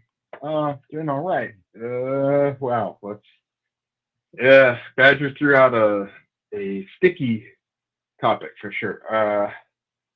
Yeah, because I've heard this debate a lot of different times, and I guess the only thing I could really add that hasn't been said is, now that we know more about like what's the origin of homosexual behavior and stuff, scientists have figured out that the brains are different, so biologically different. And, so it seems like there's a genetic component. So I guess the comparison between, pro-black movement and pro-gay movements is that, it is it's not like earlier somebody said, well, you could just choose to not be gay or whatever. Well, it seems like science disputes that. I mean, I guess you could choose to, to limit how you express your gayness, and I think, there's a valid criticism of the LGBTQ movement, and that in some places it's pretty aggressive, like with the trans kids and stuff like that. I think that's a very valid criticism, but like Cassandra said, very few people go, oh, well, I'm gay. It's exactly the same as, the black struggle. I'll never hear that. I never hear that. It's sort of a straw man, something that people put out there to try to confuse the conversation. But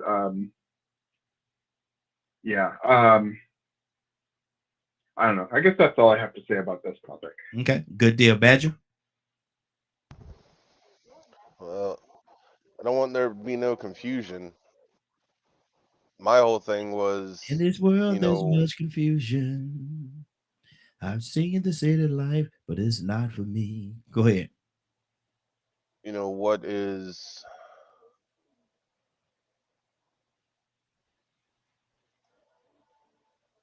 okay and what ain't.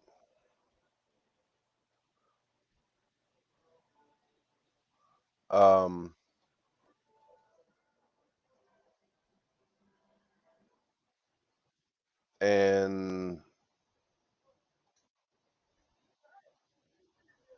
to me, I didn't bring up a comparison topic. You did. Yeah. I brought up hate is hate. Mm-hmm. And that everyone's struggle is different. There's perceptions. There's like all kinds of things that can be perceived in particular ways. Mm-hmm. So based on where you're from, where you live at, your perceptions are going to be different. What you believe is going to, cause different struggles or different opinions. And I was actually kind of thrown off by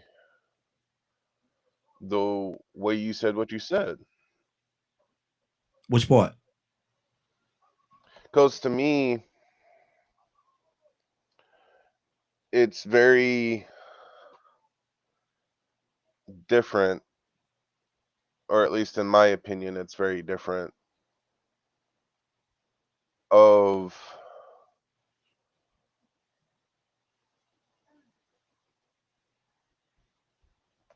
how do I word it the way I'm wanting to make sure it's worded?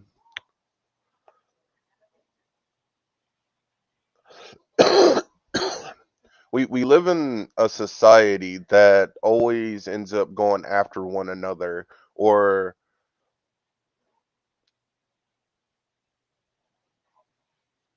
my struggle is worse than your struggle,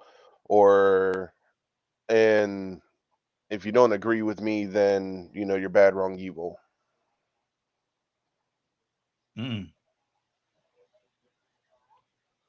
Okay. Okay. Let me keep this thing going. Rico, what's on your heart, brother? Talk to me.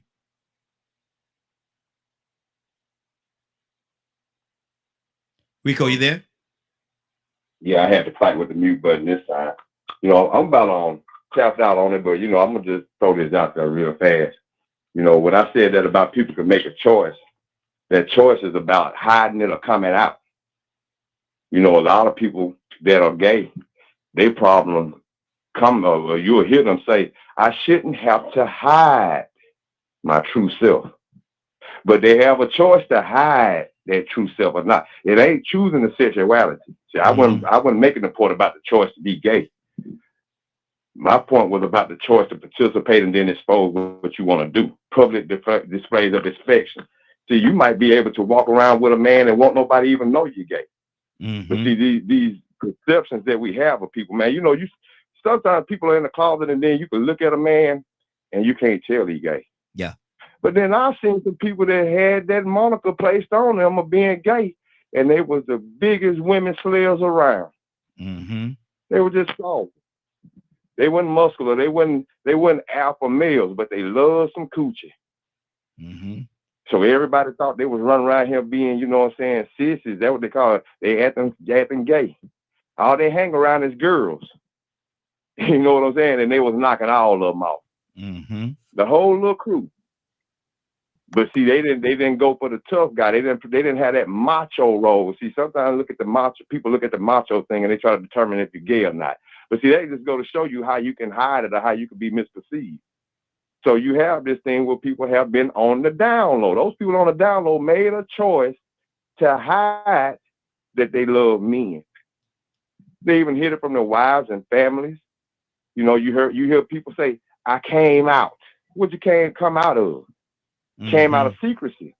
Because they chose to keep that to themselves. Not that they were choosing to be gay or not be gay, but choosing to keep it to themselves that they were. Mm-hmm. Having deviant desire for men.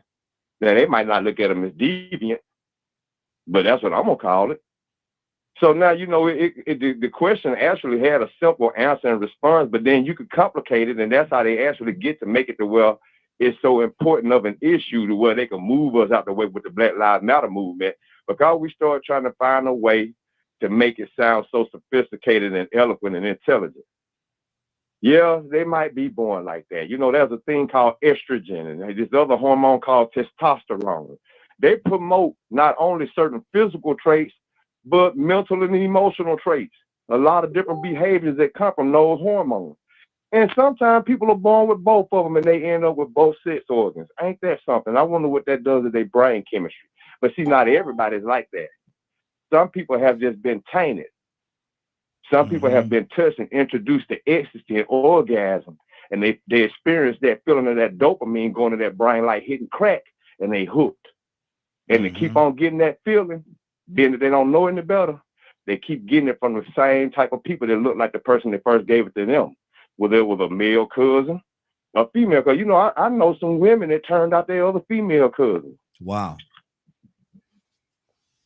Wow. But nobody suspected that this behavior will be going on. You know, you have to wonder who and then look, the little younger cousin, full-fledged lesbian. So it all came out that the freaky oldest cousin turned her out when she was young, introduced her to ecstasy. Wow. She wasn't born like that. She was introduced. Mm-hmm. And then when she got introduced to it, she seen how good it felt. And it was like getting beamed up the sky there. You remember, y'all seen New Jack City when Chris Rock hit that thing, that pipe? Yeah. He got beamed up. That's what Issa said. Like, y'all know what it's like. Y'all know what the first orgasm is like. Like fireworks going off in your brain and your toes and everything. Like lightning shooting out of them. You can't control nothing. Kick out a window. In the corner. You go get in the corner and watch it. So you just got to really be born like that. But see, that's where the conversation will go, and that's where they'll take it sometimes. Yeah. And then that sometimes might open the door for some pedophiles that just born like in children. Wow. And so again, I say this all the time, and there's so many different layers on what we're talking about right now. There's so many different layers, man, and we certainly not gonna be able to cover them all in one broadcast. So we may have to go back and revisit it again. But right now, let me go to Shanavia. Shanavia, good morning, young lady. How you doing this morning? Good morning, y'all. Happy New Year. Happy New Year to you as well. Asking the question, since I want to hear your heart on this, is the civil rights movement and the LGBTQ movement, are they the same? No, no, sir. I mean, like, that's like, that's like comparing apples and oranges. Like, they're both fruit, but they're two different fruit. Now, I do feel like that the civil rights movement was the blueprint for a lot of other movements, such as the LGBTQ movement and so many others that came after. I think that they took elements of the civil rights movement that worked for them, like lock-ins, protesting, things of that nature. But no, they're two completely different struggles, two completely different fights that may have a commonality, which is equality and equity. But no, they're not one and the same. Because I mean, like, truth be told, there are some people that and I'm very much an advocate for the LGBTQ community. I mean, I'm not shy about having a gay brother and numerous other cousins. However, there are some gay people that would not have joined me in the streets for the killing of unarmed Black men and women or other people of color, but may have expected me to come and join their fight or speak at an event that they wouldn't even grace our presence with, if that makes any sense. So, I mean, no, and I'm trying to tread lightly because I want to choose my words carefully, but very much be transparent and truthful. But no, the fight is completely different. Wow. And just because you're a minority, because technically to some degree, we both are minorities in a societal world, but that doesn't mean that I feel like there's still some sense of I'm better than you sometimes. Wow. Okay. Cassandra, and then I'll go on to Toya with a T. Cassandra, what's on your heart? Are we still talking about the same subject? Yes. I don't really have anything else to say on that. Okay. Toya? Yeah, the same motivation that makes us want to fight for the movement it still stems from feeling like we have something different than the other. Mm-hmm. You know what I mean? Because it's like we're fighting for something. Like, I'm going to use women, for example. We had a place. People felt. But then that's the way it was, right? But no, I feel something different. Right? Men do have rights, but no, the corner you got me in. No. I got to stand up and do something. Mm-hmm. Right? I get it, kids. Right? Oh, you're being unfair. I want to divorce my fans, right? I got to stand up and do something because something about this just don't seem right. Just don't seem natural. So I need to be able to fight for something more. But let me tell you something. Rico threw out a very valid point that I haven't thought about for years and years and years, even though I've experienced it, right? I experienced a young man say to me, oh, ecstasy, it don't matter who around. You going to want to bust it down. Mm-hmm. I remember him telling me that. And that just clicked in my head for me. But so now, here you, Gary, in this movement, in this fight. But it's not even a organic movement. It's still artificial. If you were introduced to these things through ecstasy and influences, you weren't born that way. Mm-hmm. But you still feel like in this skin, I know I'm backwards than everybody else, right? I know what I'm supposed to be. I know what society says, right? Just like women, just like Black people. I know what society says about me, but I feel like it's something more than that. So I don't want to be drugged down the street just because I'm this way. I don't want to be pointed out. I don't want to be shooed out. So this thing right here, that's what makes us fight. So if in the beginning, and this goes back to a comment I heard earlier where it was like, we want to say that one fight is bigger than the other, or what I've been through, you know what I'm saying, is more than what you've been through. But we have to do that because that's how we evolve. Mm-hmm. We have to break norms. So when you become to be treated differently because you're autistic or handicapped and you're tired of it, you're going to stand up and fight. But This is the thing, though. Yes. Don't get up there and then did all that fighting. And the same people you said you fought for, or even the outsiders, that you do the same thing you just fought for against. That's what I'm going back to. Mm-hmm. Mm-hmm. Don't become the very thing you hate. Absolutely. And Mhm. oftentimes we do. I Mhm. remember, and I'm just going to say this for myself, oh, I don't want to be this way as a person, right? Or I don't want to be this way because this, that, and third. Sometimes we come out worse Wow. Wow. because you're so busy trying not to be, you don't understand that you're affecting multiple people other than just you. Instead of just, listen, I'm not going to just, listen, I don't have a problem with gay people, right? And I'm not going to treat a transgender any different. I'm not going to disrespect them or anything. But that bothers the hell out of me that you a man and you walking around and to pop some boobs on you. Mm-hmm.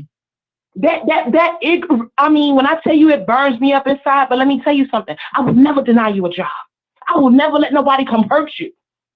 I will never treat you differently because there's something going on with you that I feel like ain't right. Get on my nerves. I'm mad. I'm not going to express that. And I feel like that's where we need to be in humanity. Mm-hmm. Mm-hmm. Stop allowing it because see, it's going to be something different now. Oh, we not gay. Oh, we over with the gay. We made up with them. Oh, we made up with the blacks. Oh, we made up with the Jews. Oh, we made up with the people who are mentally challenged. It's always going to be something that the devil's going to try to use or find again to make us use our energy on being divided. Just stop it. It don't matter. Everybody should have access to jobs. But what we really need to be focusing on is why isn't the government making sure that we got access to these things? Why don't we have them? Why we don't have livable wages? I'm going to need y'all to meet me downtown for a protest, right? Because a wage is not livable. And it's time for us to make noise. So we're about to start changing these movements this year. So while we sitting back talking right now about this conversation, I severely hope, even if you're someone who doesn't require a minimum wage, I hope y'all join this movement because people, this is not right. It's unnatural to be making 725 and you're running 1900. I'm just throwing it out there. So when it comes to movement, that's what it stems from. Something is different. You know what I'm saying? I know you had a plight, right? Little white boy, you had to go to Ivy League school. Oh my gosh, your parents are so unfair. Oh, I couldn't get a Bugatti. They bought me a Honda. Oh my gosh, that's their struggles too. But still, we as people, we cannot get distracted by simple stuff. I'm not going to say it's simple, but things that is a tactic to distract us, like color. That is the silliest thing to hate someone for. Exactly. Who they want to be with. Leonard said it earlier, what they want to do. No, we need to get back on this government. We need to fight for livable wages. We need to fight for fair and equal opportunity financially for housing, right?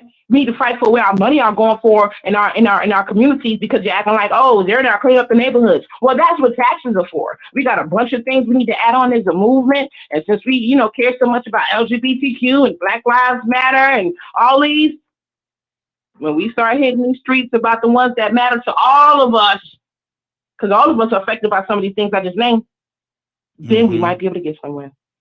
Good deal. Good deal. Now, does anybody have anything else they want to say on this topic before? Yeah, I do. Okay, just jump right on up in there. Go ahead. What's on your heart, brother? I've been coming from the same place Toya just did. Mm-hmm. It's all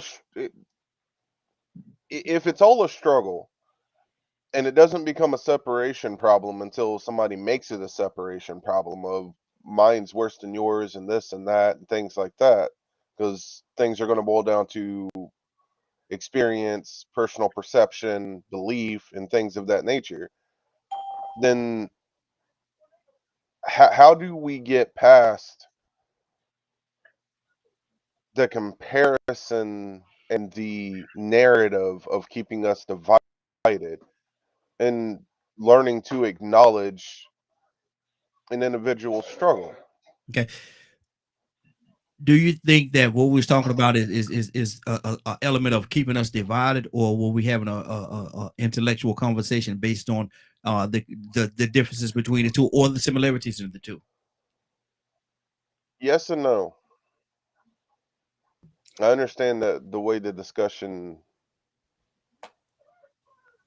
was meant, but like I said before, when you brought up the question initially, I've been getting more and more involved in things all across the board, covering pretty much everything Toya said. You know, that's part of being an activist. And whenever it's a simple topic like hate is brought up, someone always throws out some kind of question to compare things. What hate is hate, you know, that is that not a comparison right there? Hate is hate, and how do you have a conversation when you're talking about hate is hate, and you're not going to talk about what you talk about in regards to the hate? Hate towards black people, hate towards gay, hate toward disability, hate toward Chinese, hate toward natives. The same word is hate. Mm-hmm. Okay. Why can't it be that simple? Because the life is if the word is hate, mm-hmm. and it's hatred toward another person for whatever reason it may be. I'm not talking about disagreeing. People always take things out of context from time to time of an individual because they don't agree with something that they're hateful. That's not true. If Mm-hmm. it's not part of your belief, it's not part of your belief. Badger, if I say to you just in its simplest form, I'm hungry. I'm hungry. Would you understand what I'm talking about? You want food? Not necessarily. I could be hungry for power.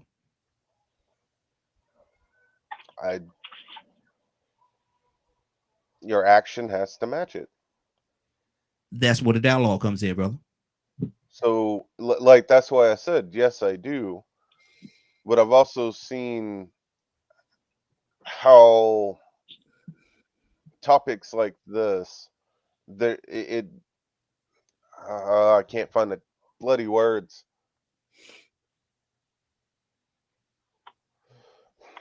Okay. Well, we gotta keep it moving, brother. Anybody else have anything they want to say on this topic before we move on to something? But hold on, I got to do this. Well, I got to do this. Hold on for a second, y'all.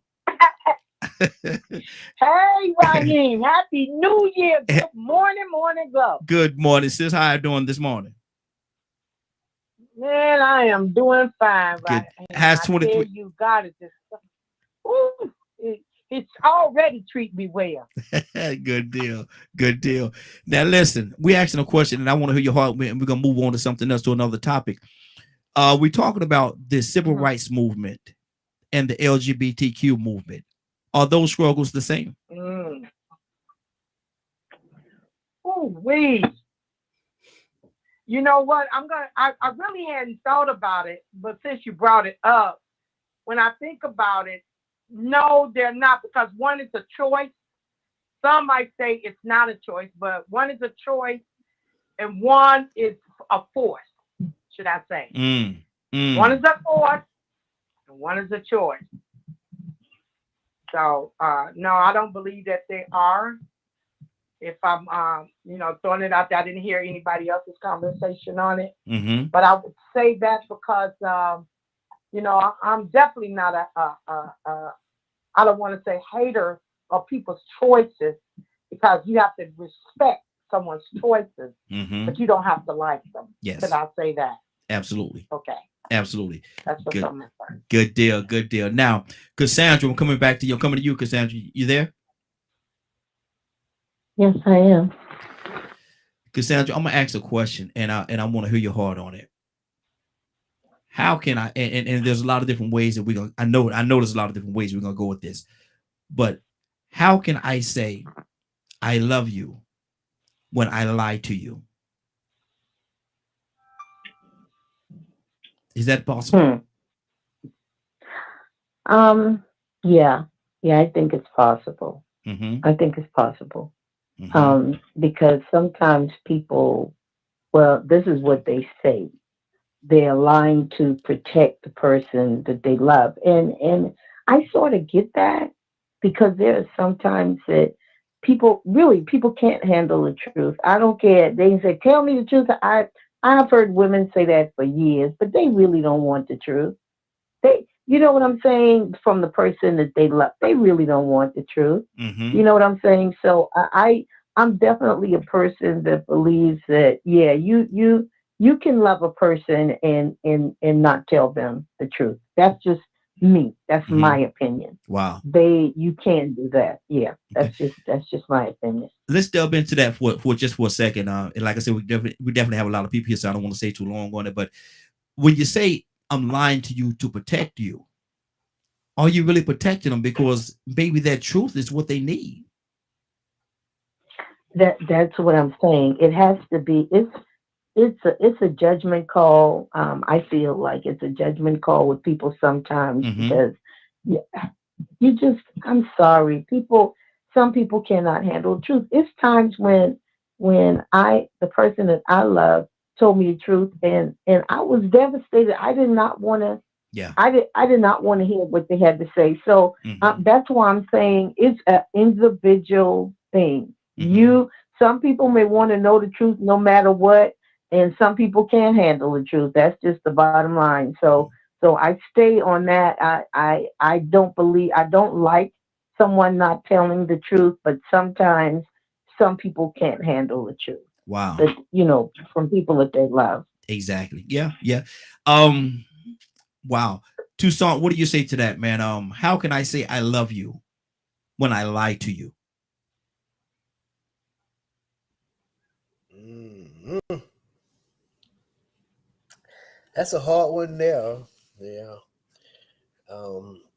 Depends on it. I don't Tucson, know. let me throw this out there at you. And even something so small is truth of the matter. We just left it. We just got out of the holiday season and stuff like that.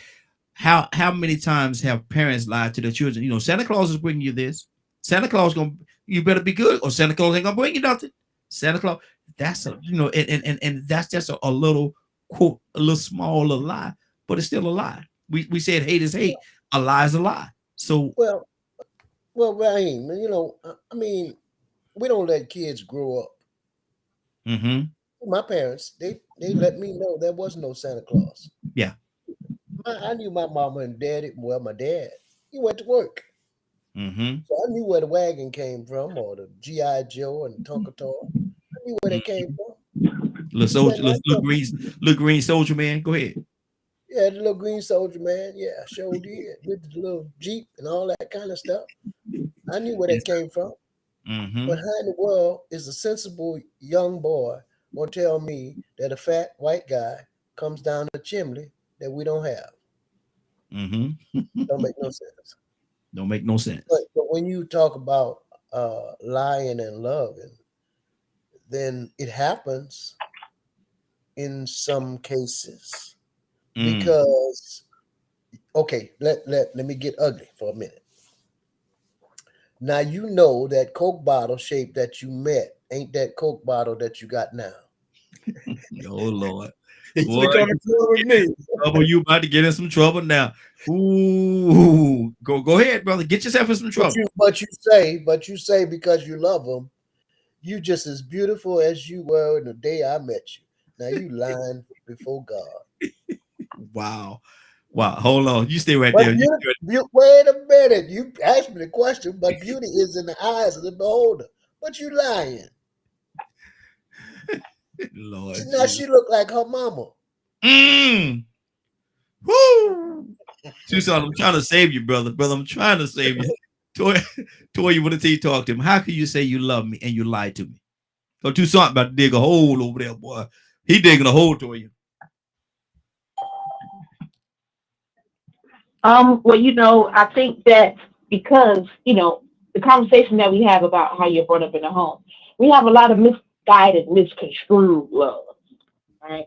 This is why we're talking about, beating our kids, right? Because how can Mm-hmm. somebody love you and beat you, but they can't? So how can somebody love you and lie to you? Well, when you tell me about Santa Claus and and he ain't real, what is that? Mm-hmm. What is that? Mm-hmm. It's a lie, isn't it? It's a lie. Absolutely. So, all right. So the person that told you that should be the one that loves you. It's just your parent. Mm-hmm. So now they done told you a lie for 7, 8 years, and now year number 9. How you take that is not only your fault because see now you can be so angry and vengeful. You're gonna be a liar too now So you lie to them now because now you crushed and heartbroken about it ain't no Santa Claus and how the heck your parents can lie to you for all this time. And that's trust. See, we don't think about stuff like that. We don't think about when we tell our child, oh, I'm going to take you here, and you don't do it. We don't think about what we're cultivating and brewing at the same time. So because we have misguided and misconstrued actions on how to operate on a daily basis, we're going to have them when they come to love, right? So, you know, you would think you love your cousin, but if you turn your cousin out on some sexual stuff, does that mean that you don't love your cousin? You know what I'm saying? So it's like when we start to have these conversations, first of all, we have to think about the society we live in and how the devil uses love times two. You know what I'm saying? The love of money, the love of drugs, the love of, you know what I'm saying? Wanting to live freely. It's my body. I can do what I want to do. You know what I'm saying? So, of course, in this society that we live in, you know what I'm saying? Can someone love you and still lie to you? It's guided and misconstrued. But yeah, it's true. Wow. Rico, what do you say to that, man? How can you say you love me when you lie to me? Very easy. I can just let the sounds come out my mouth. But now at the same time, there's a good reason. You might be trying to actually keep somebody's feelings from being hurt or not hit them with something so hard they're not prepared for. You know, I can remember when my dad told me when I was young that everybody, well, he wasn't going to die because he saw how much it affected me when he gave me the initial response. You know what I'm saying? I was aware of death at an early age. You know what I'm saying? I remember seeing my great-grandfather in the casket. They had to pick me up and let me look at him, man. I had to be like 3 years old, and that always, you know, never left me because I wanted him to wake up and get up out that casket. I didn't understand, you know what I'm saying? And my grandmother, her brothers had a funeral home, so, you know, it was actually a family thing. You know, a bunch of preachers and, you know, and the other ones that wasn't preaching was in the funeral business. And so that started from there. They were trying to explain to me death, why he was laying in that casket. What is that? That's a casket. Why he laying there like that? He dead. Is he coming back? Am I going to be able to sit in his lap again? He used to have a wheelchair. He didn't have no legs, you know what I'm saying? But he let me sit in his lap, man. I was, you know, I wasn't the only great-grandchild, but, you know, we had our own little relationship. Yes. So I asked my dad about that. Because Lord knows I loved my daddy more than life when I was young. You know, most boys' heroes are the fathers if they fall, you know, if they come up in the right situation. I said, Daddy, is God gonna die? He said, nah. Is Superman gonna die? He said, nah. I said, you gonna die? He said, yeah, we all gotta die one day. He saw the look on my face. So I started trying to make sense out of it. Well, what about this? Well, what about that? Then I asked him again. He said, no, I ain't gonna never die. I said, all right. I said, what about me? He said, you ain't neither. And then, you know, I thought about it when the first time I saw the little show about Nostradamus, and he made this prediction about when the world gonna come to an end. What? You mean to tell me the world gonna come to an end? Who said that? I don't want to hear that mess. But had that been something that I asked somebody at a young age, you know, that's something that the young people don't need to hear. So you might have to lie to them and tell them some things that they might not be prepared to hear. Now, the Santa Claus thing, that, you know, it's out of fun. It's wrong. It's out of fun. They try to make the occasion fit. You know, because we have been programmed to embrace these traditions and stuff. But then it is sometimes that it is necessary. We got to remember it's a time and place for everything under the sun. Sometimes you have got to lie to protect somebody's well-being. Rico, my grandmother had. Let me ask you this. Let me ask you this, Rico. Go ahead. I agree. I agree in a large part of what you're saying. Sometimes you have to protect the person's feelings, but are you protecting them just for the now? Because eventually that truth is going to come out, and now they still have to. There's going to come a point in the time they have to deal with it. They got to deal with the reality of the truth. So when you say time and a place for them to deal with it. Once again, they might not be mature enough to understand this yet. A child might walk in on their parents having sex. You better make up a lie. Yeah. Yeah. Don't tell Yeah. them what that is and what's up with it, because before you know it, they'll be running around here teaching other little kids, yeah, this is where you stick this in. Mm-hmm. And that's what you do that for. You know what I'm saying? So, I mean, you have to lie and sort of manipulate children to take their mind away from something that they shouldn't be paying attention to, because maybe they saw something they shouldn't see at a young age. Mm-hmm. So Okay. it's like I said, you know, I remember my grandmother had a stroke, but then my aunt died. We had to hide it Mm-hmm. at first. Yeah. So Yeah. you have those situations where people are in bad health, and bad news will make them turn completely upside down. Mm-hmm. Yeah. So you might have to hide from them that this happened or that happened. Somebody came and burned your house down while you've been up in the hospital. You know, there's so many different things depending on your mental and your physical state. It might be necessary to hold the truth back a little bit until there's a better time to reveal the truth. That's good. That's good. Leonard, how can you say you love me when you lie to me? Talk to me. I mean, people lie every day. So Lord a Jesus. lie ain't that, it ain't like these things are so exclusive of one another. Mm-hmm. The people do it all the time. Mm-hmm. It's just that sometimes lying is a lot more convenient for some people, for whatever agenda they may have. Mm-hmm. So why people lie a lot of times, I don't think it really means they don't love one another.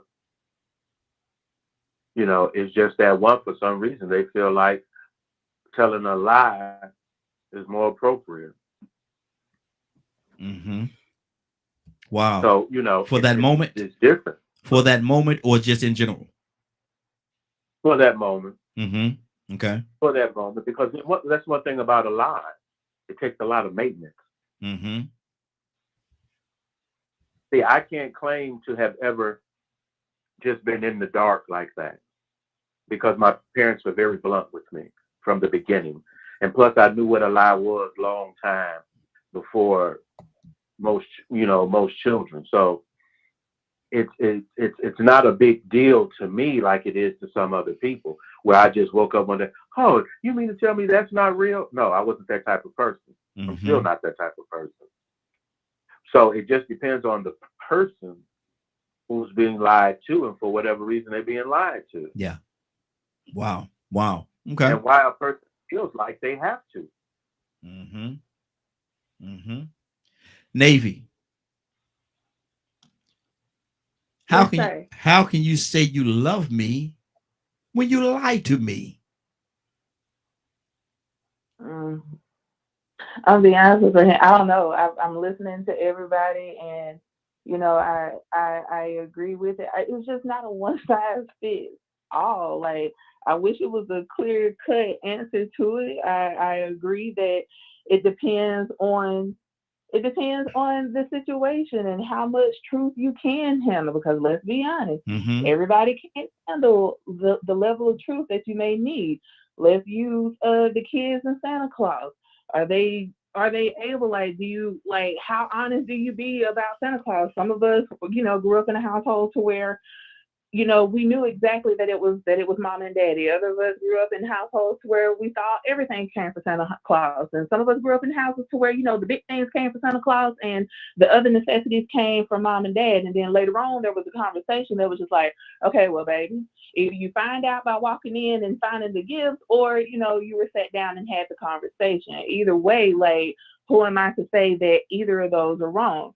Going back to the interesting example that Mr. Toussaint gave about the young lady and how over time we changed, both of us, not just the women, but the men as well. But, I love you, but, that dress ain't quite fitting. That time in that situation, yes, it may sting a little bit, but darling, don't send me out here looking like a can of busted biscuits. Maybe I need to put on the Spanx or something. Be truthful with me on that end, because I'm a representation of you. Yeah. And I think that people staring at me for one reason, but they may be staring at me for another reason, because they're like, why he let her come out there like that? Mm-hmm. Be true. It may hurt my feelings, but be truthful with me on that tip. Mm-hmm. And that's with me. Even if you can't give me all of the truth at once, Give me what you know I can handle. And Mhm. then whenever you see me handle that, then give me the rest of it so I can digest it. But don't piss on my head and tell me that it's raining in situations to where it may hurt me. And Don't that go in the may corner that's too. Yeah, of if it's going to hurt, if the lie is going to hurt. yeah, I exactly. don't know. I'm still trying to process that question because I don't think that it's one clear cut answer. Mm-hmm. So there is situations, Navy, where a lie is appropriate. I was about to say a half truth, but I mean a half truth is still a whole- half lie too. Mhm, mhm. I think that it depends on the situation, Mm-hmm. and I don't know. Like it depends on the situation, and it depends on the relationship that you have with that person. Mm-hmm. Because there are things that my sister can tell me that one of my friends can't tell me, Mhm. and vice versa, or at least they can't deliver it. Okay, well maybe it's a deliverance. Maybe sometimes, because I tell people all the time, it's not what you say to me that makes me react instead of respond. It's how you say it to me that Mhm. makes me react instead of respond. So I think that it involves a couple of things: the relationship that you have, the situation at hand. Because I mean, like, So, David- I've told a lie. I hurt somebody's feelings before. I've given them parts of the truth, but not the entire truth, because I knew they couldn't handle all of that at one time.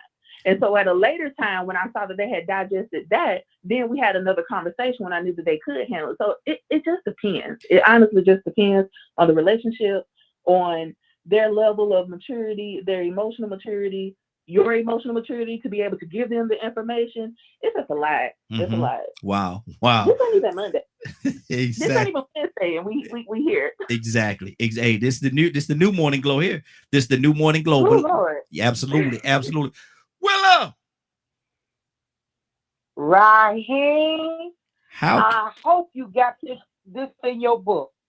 Can you handle the truth? oh Lord. I hope you got somebody writing it, because I'm telling you, Raheem, everybody is hitting it on the nail. I Mhm. mean, because there are so many different segments underneath this umbrella that I just want to focus on one about the relationship part. And I'm going to take it personal. I'm going to be a little bit transparent.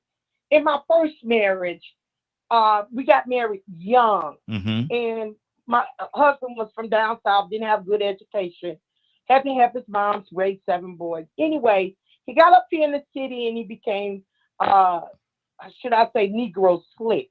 Mhm. And when we got married, I didn't realize what he was doing on the outside, but I had friends that saw him doing what he was doing.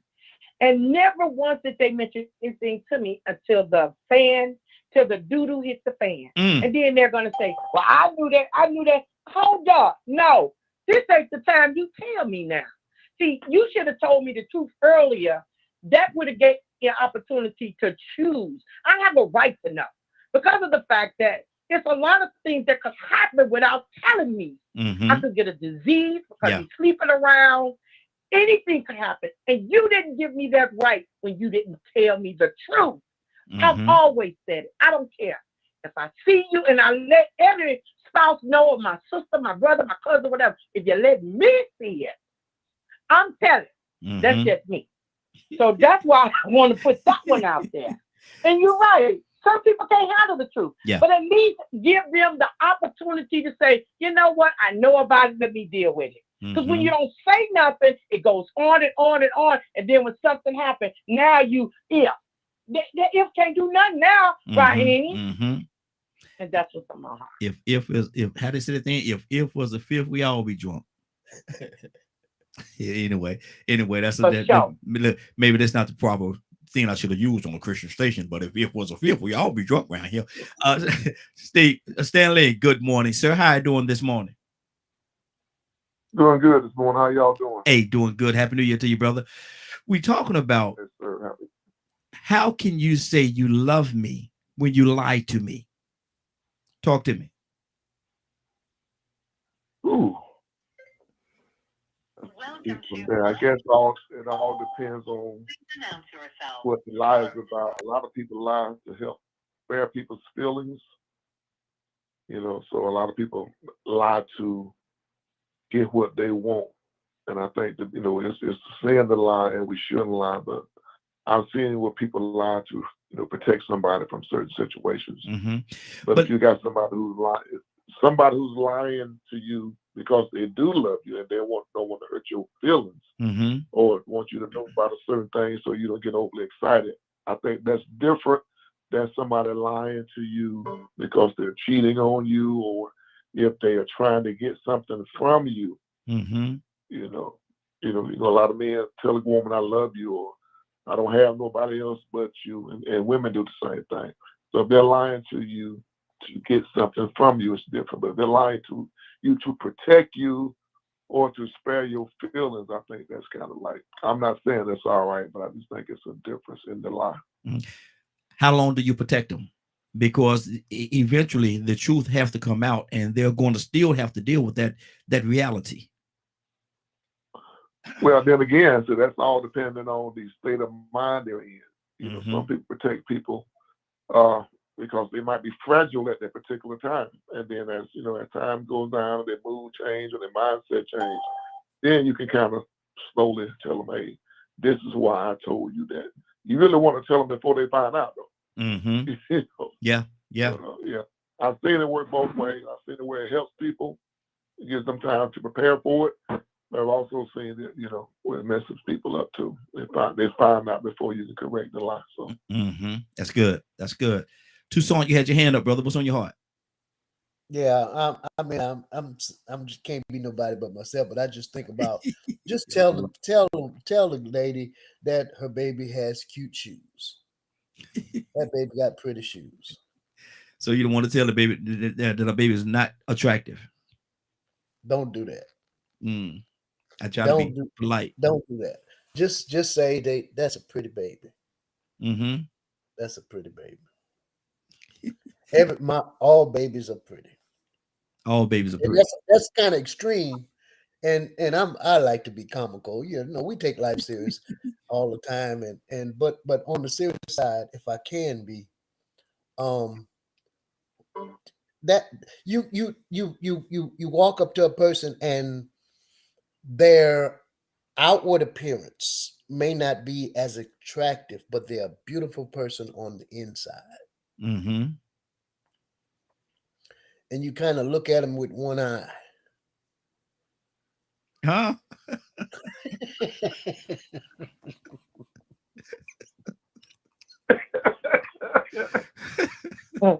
Okay, no.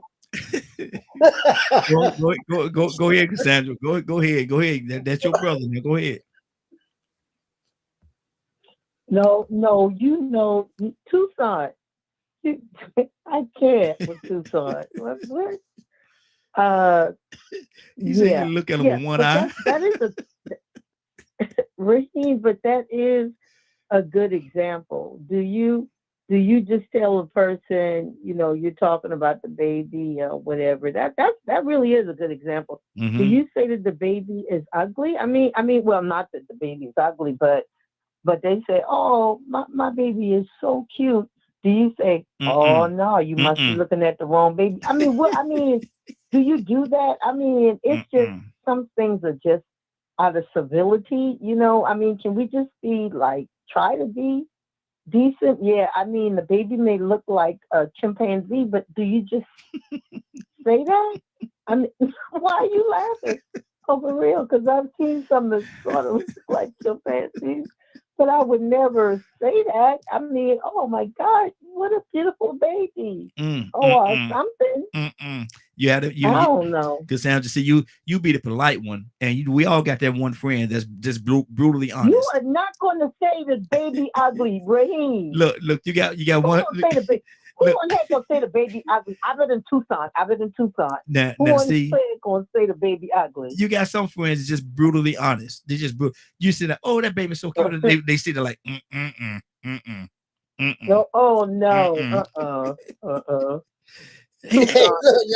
You say you're gonna be a beautiful swan one day. But Raheem, that's where it goes back to sparing people's feelings. You don't want to tell anybody that baby's ugly. Yeah. Yeah. You want to spare their feelings. Yeah. Or do like they say, bless his heart. When they said, "Oh, folks, ugly baby, oh, bless his heart." Look, I didn't know they made carriages for them. Oh no.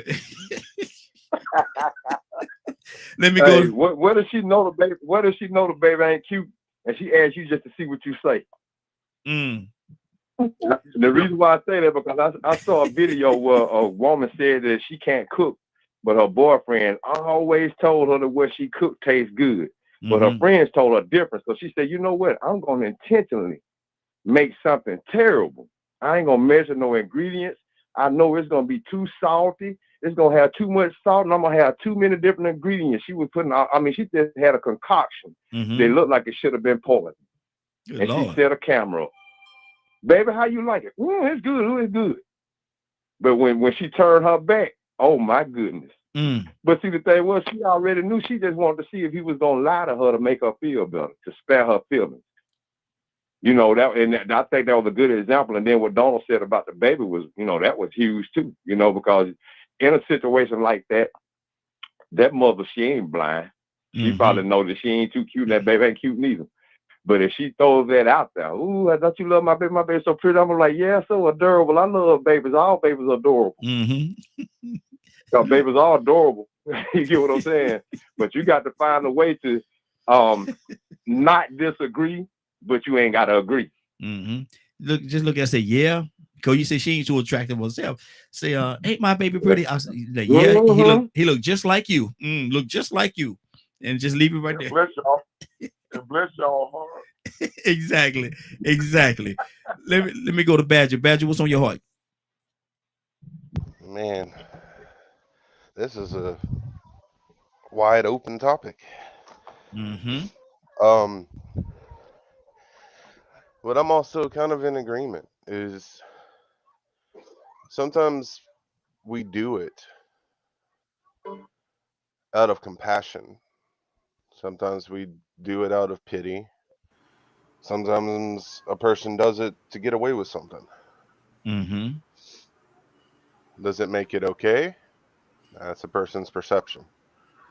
You're out hiking and your kid or your wife or something gets bit by a poisonous snake or falls and breaks their leg or something. How brutally honest are you going to be? Or are you going to tell them everything's going to be all right? Maybe that's your truth at the moment. Maybe it's not. So the whole Santa Claus thing, we never told our kids that Santa Claus exists, because to us it was a lie. So I think there are some things that has become part of our society to do, and it's up to us to weigh what should we be teaching our kids and whatnot, and so on, and how should we treat another human being. Should we lie to others and then expect them never to lie to us? That don't make no sense. There ain't no logic in that either. None at all. So if you tell someone that you love them, your actions should show love. Now, unfortunately, there are those that their version of love is very skewed, like a narcissist or a sociopath. And that brings a whole different dynamic to the situation, is who's determining what love is. If a person's showing love based on the only thing they ever knew, or their understanding of what that word means, are they wrong? Wow, that's good. Mr. Hicks, how could you say you love me when you lie to me? I'm gonna be good. I'm gonna behave this time. No, you're not. No, you're not. No, you're not. Yes, I am. I think what I developed over the years, a general kind of rule, and it's like being impeccable with my word. And it's basically always tell the truth, but at least not tell a lie. So it's like a mental gymnastic to be able to dress that without lying. And that's that's an internal kind of thing. I think the thing that one of the speakers said there about giving a part of the truth, you know, because Usher had this song out that really struck me. He said, "Truth hurts," and that's just a reality of truth. Truth hurts, especially if you already believe something, and someone comes with the truth.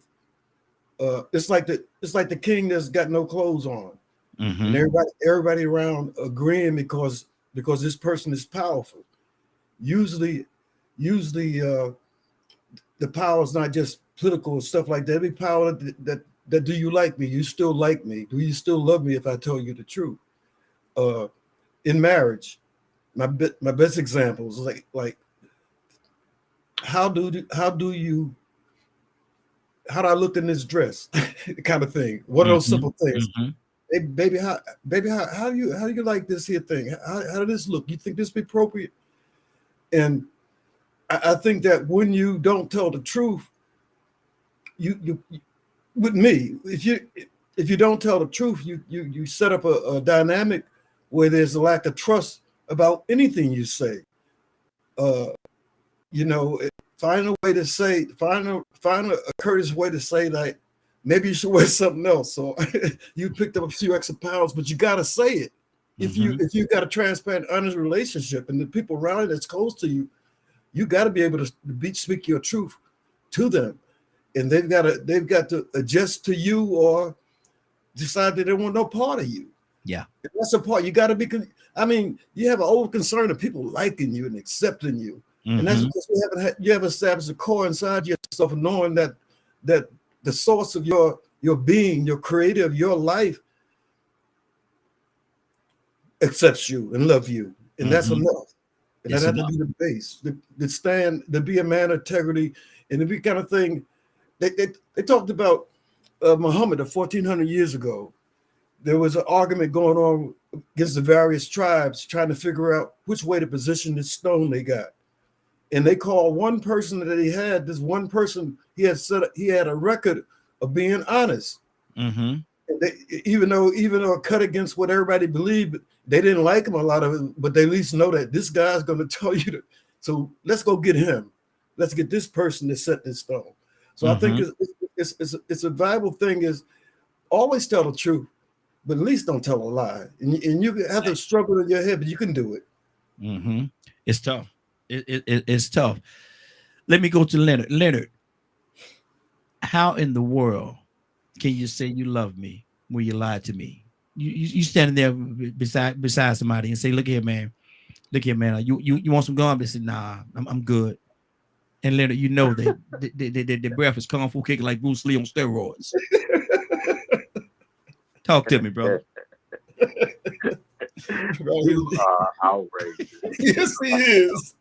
To be the way you asking the question, but there's a lot of extra to it. Like, say, for instance, with that example, bruh, I'm not asking you, do you want some gum? I'm just going to put this in your mouth. Put this in your mouth.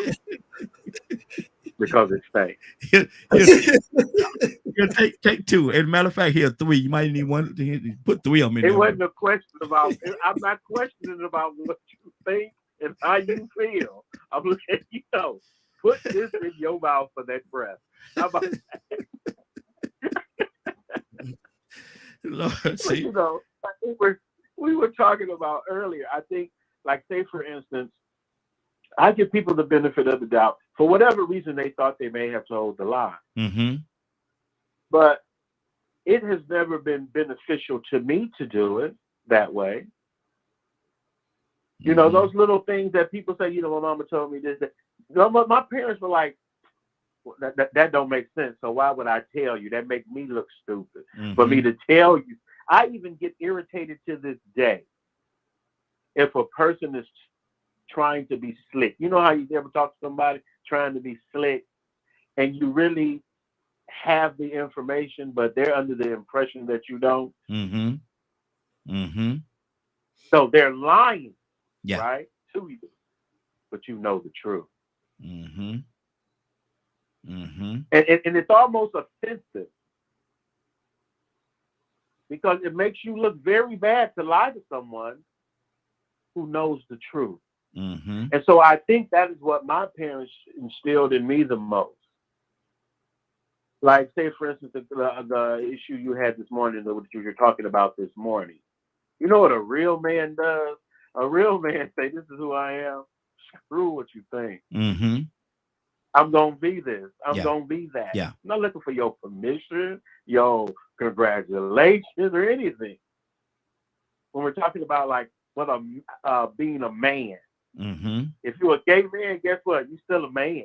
Mm-hmm. You just happen to forget.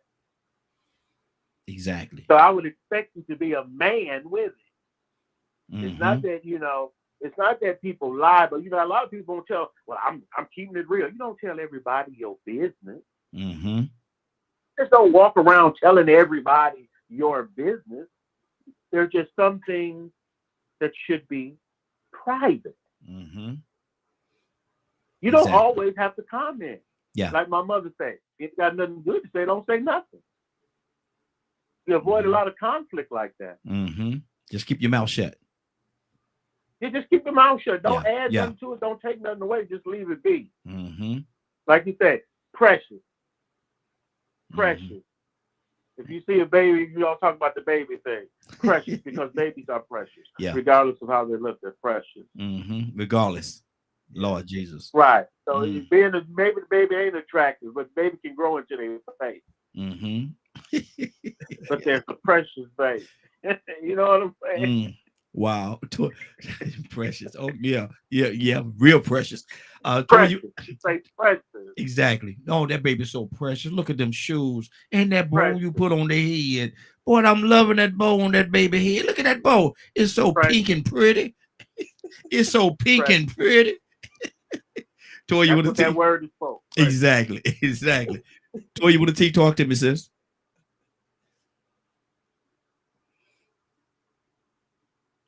Toy, you there? Yeah, y'all know I'm just tuning back in. Yeah, I'm just tuning back in. What was we still on the same topic? Yeah. How could you lie? How could you say you love me and you lied to me? How could you sit there and look at that baby? No, the baby ain't the most attractive baby in the world, but you're gonna look at the mama and say, "Oh, that baby's so gorgeous. That baby's so look at No, that I baby." don't do that. I don't do that. Yo, Nah, let me tell you something. I got 17 nieces and nephews, and I think that 16 one, that was an ugly little thing. I'm like, oh, how you get that ugly little baby? Who let that in?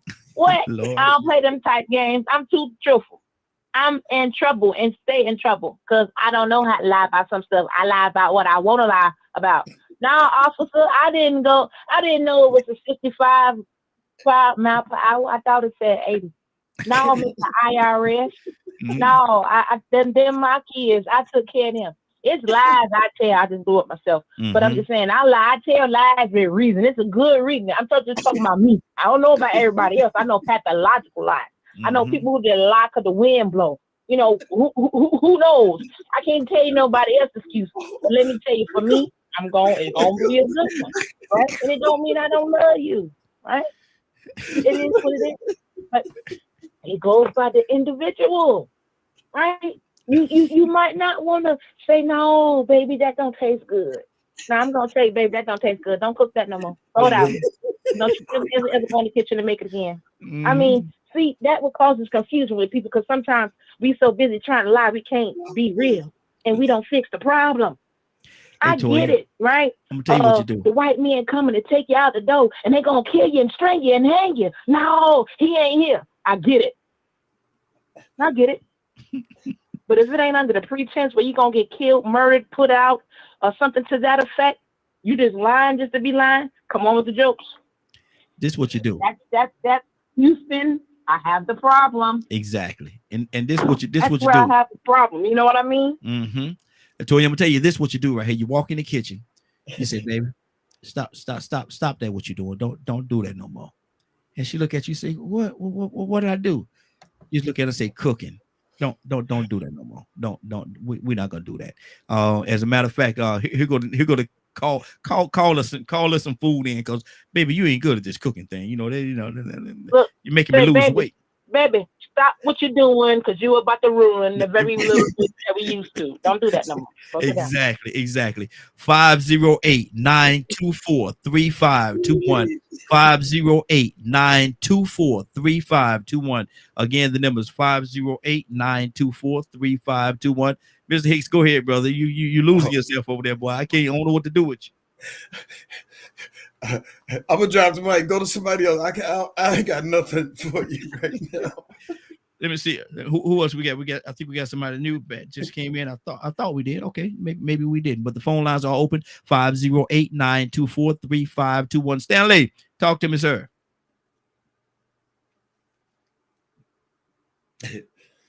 Oh boy. Yeah, I'm still here. Yes, sir. Like I was saying earlier, though, man, you just we try not to hurt people's feelings. So I don't condone lying to anybody about anything.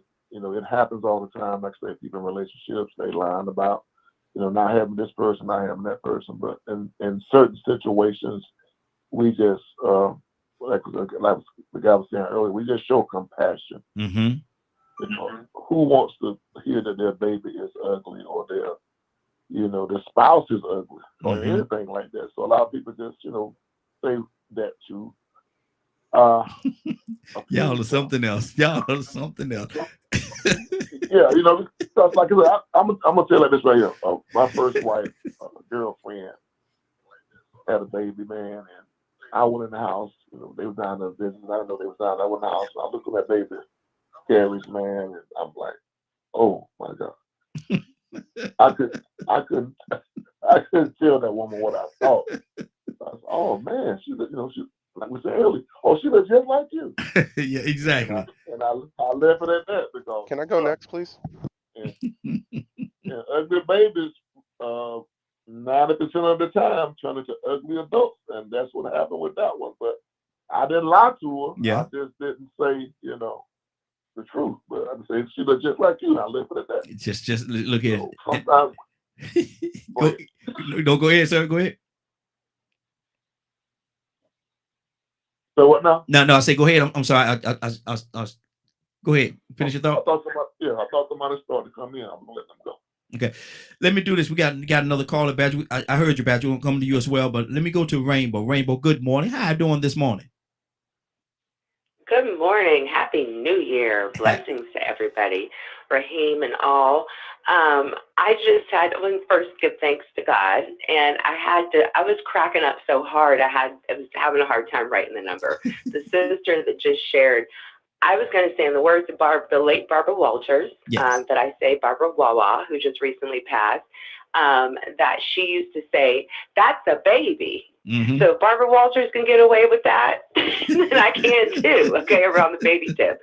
Mm-hmm. But I wanted to say that we all lie. If anybody's going to say that they don't lie ever and never have in their life, why then I would have to maybe say that you might be a liar about that. Just simply about that.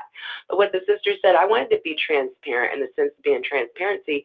I will lie to avoid conflict. Like I will lie to avoid the conflict. I mean, we could keep using the baby as the example, but what is it that we say when we really maybe don't want to come to the party?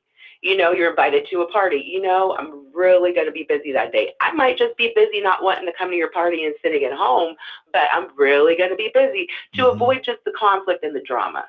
So I can say that that's something I definitely can work on in 2022, maybe being a little bit more assertive, because we do know that lying is like it's links to chains that are not good with our Heavenly Father. But that's the thing. He knows that we come flawed. He knows that we come human. He knows that we come in the ways that we are. So I'm grateful this year and grateful that the Steelers won last night. Yes. Come on, sister. Come on now. Now you're talking my language. We pulled that thing out, didn't we?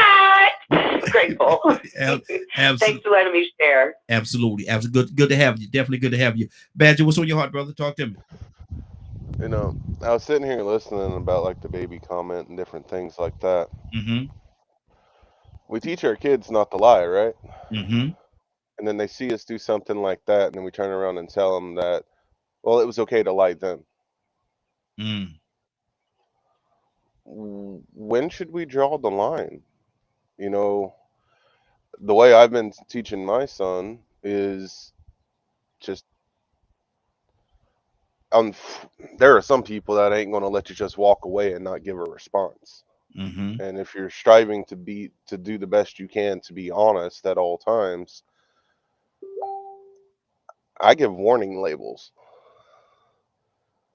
I'm like, I'm not the one you might want to ask on that. Mm-hmm. Mm-hmm. Because not everyone finds beauty in the same way. So I find Badger, certain. if a young lady walk up to you, a friend of yours, you know, y'all been friends for a long time, and you know she's picked up a few pounds. She's picked up a few pounds, and she have on something that's, and she come to you and say, "Well, Badger, I look good in this. How I look in this?" Badger, now you know. How do you handle that situation? But reality, you know, that's not. Yeah. Unfortunately, if you're asking me how I would respond in that, Mm-hmm.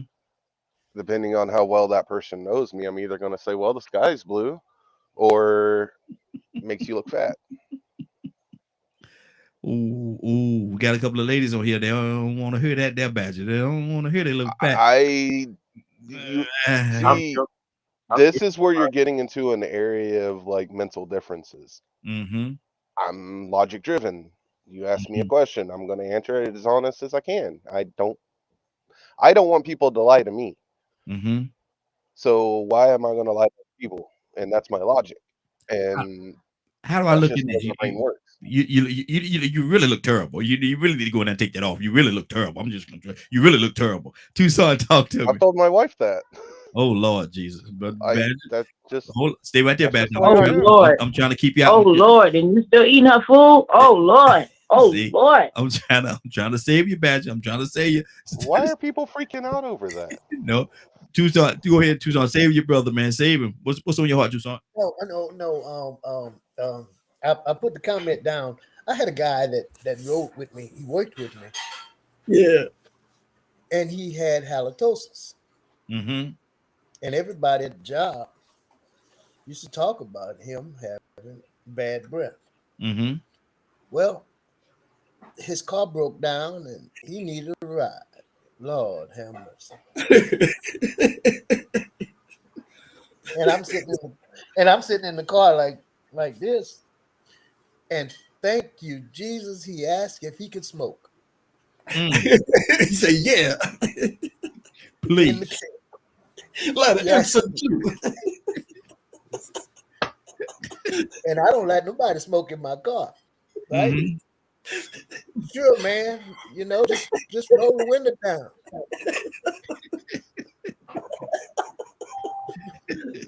And I'm in the back of my mind saying, "Please roll this window down." Okay.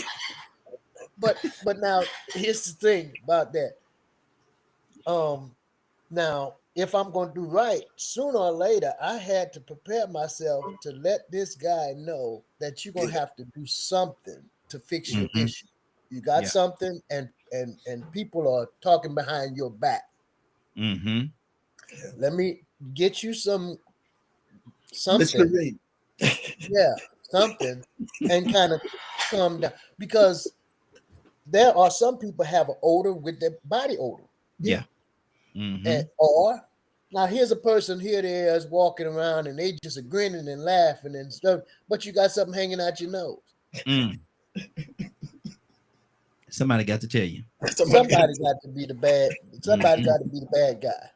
And sometimes, you know, I like the joke and clown, but sometimes you got to be the bad guy. Yeah. Just offer some tissue to let a person know that you're the subject of a conversation that is not pleasant. Mm-hmm. You know, and so you don't bust out when you just say, "Man, look, you got some bad breath." Mm-hmm. No, until it's time, while we riding, roll the window down. When I figure out how to have the conversation, I'm gonna have it. But man, smoke 2-3 cigarettes, please. Where you get your kung fu lessons from? Well, kung fu lessons, yeah, brother. Your breath is kicking. Oh, hold on. Let me go. We got another number, man. I'm just being silly, man. From the 478 area code. 478 area code. What's your name? Where you calling from? Caller, what's your name? Where you calling from?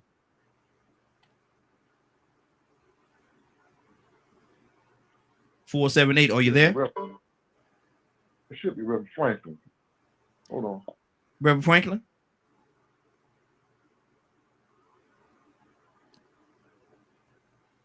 Okay. While we do, let me go to Rico. Rico, while we wait on that caller, Rico, what's on your heart, brother? Yeah, man. You know, there's always a reason, you know, behind why people may do certain things. You know, I think about not wanting to offend people. Mm-hmm. You know, sometimes, you know, you don't want to offend people, but then, you know, you have to think about the repercussions on the other end. You know, when you start talking about saying somebody don't need to wear a certain outfit, you can lie to them, but then when they get out in public, you know, man, society ain't nice. Yeah. Somebody else might bust them out. Mm-hmm. What are those? Now, well, why you didn't tell me? I didn't want to hurt your feelings, girl. Mm-hmm. Why you didn't tell me all that fat was hanging out my back or whatever? Why you get what I'm saying? Mm-hmm. Why you didn't tell me I had a hole in my pants? Mm-hmm. So it's really about the motivation, your intention, your reason behind whether you should or should not tell somebody something. You know, that could be instances where you know somebody is head over heels over a loved one, infatuated, and you don't know that they have a history, but at the same time, if you pay enough attention, you could tell that this person is with somebody that they can't never do no wrong. Mm-hmm. But then all of a sudden you see, oh, he cheating, she cheating. You go back and tell them because you love them. Yeah. And you tell them because it's for their best interest, and you know what type of sacrifices and investments they're making to this person. But then all of a sudden they get mad at you because they don't want to believe that this is going on. Mm-hmm. It makes them feel better to hear from the offender. I ain't cheating. They just lying. I'm gonna tell you, they be looking at me themselves. I just didn't say nothing. Mm-hmm. Mm-hmm. So Wow. you know, it really depends on the person. You know, sometimes you might go and tell a person this, hey, you might want to check your husband, check your wife. I seen her talking to this other dude. Mm-hmm. And you know what's going on. It might not be nothing that you question. You know she cheating. But then he go back and kill her. Wow. He don't get no divorce. He go and kill her, take the kids next door, and knock her off. Might kill himself. Now you got to sleep with being real. You got to wake up every morning being real. Mm-hmm. All because you were real, and you stuck your nose in somebody else's business and was trying to do the best thing because you love your friend. Now your friend done went off the deep end and killed this person, but you might not have known that that's how infatuated this person was. So I mean, you know that, man. I mean, it's really hard to tell. Yeah. You know, when it's okay to reveal something like that. You know, you really have to know that person that you're revealing it to. Gotta really I mean, gauge it. you really need to know the person that you're revealing the truth to. Absolutely. Because everybody don't handle the truth the same way. Mm-hmm. That's true. That's true. And so I'm loving this topic. Huh? Can I get in on that? Yes. Who's that? Oh, yes, sir. Go ahead, sir. I would rather, if you're a true friend, like you were saying, you really got to know that person. I would rather be told. If you know that that's going on, and we're good friends, I would rather you to tell me. You know, you can do it kind of discreetly, or you know, in a way where you won't really push me over the edge to say, hey, man, you know, you might want to check some things out. I've seen some things. You know, want to look into. Exactly. Because I would tell my partners, man, I'm telling y'all, tell me, don't let me walk around my hometown looking like a fool, and you know my wife out there messing around. Yeah. I said, because if I see your wife messing around, I think we close enough where I can come to you and say, hey, bro, you might want to check out some things, you know, in your household or your marriage situation. Don't let me run around looking for food. Exactly. Whether it causes me to be divorced or separated or whatever, I want to know. I'm not one of the people that want to be in the dark. Let me know. Let me deal with how I deal with it. But if you are a true friend, tell the brother. Exactly. So listen, this is what I've seen, man. You might want to check this thing out. You know, I'm not saying this or that, but I'm saying you might want to look into what's going on around your household. Something ain't adding up. Yeah, I know. Yeah, don't have me walking around looking stupid. I've seen plenty of people for that. You know, they going to work and then a guy coming to the house at night. You know, come on, man. We don't want to be looking like But shit. let's throw this scenario in there. What if you know this friend don't play the radio and he'll kill everything in the house?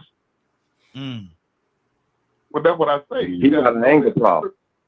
You got to know that person. But if y'all are true friends, you know who you can tell and who you can't tell. If you can't tell that friend, you tell this brother, somebody say, man, you know, I hate to get in this, but you know, your brother's wife, you know, doing this or doing that. But I don't want to tell him because I don't want to push him over the edge. So you might set up a situation where you do some kind of intervention or whatever. But I'm saying for me personally, if it's happening to me, because I'm not going to kill anybody. I'm 59. I'm too old to be going to jail. I'm not killing anybody, but I know I need to separate myself from that situation. So you have to know that. We have to really, really know the person that you're telling that to, so he doesn't go off the deep end.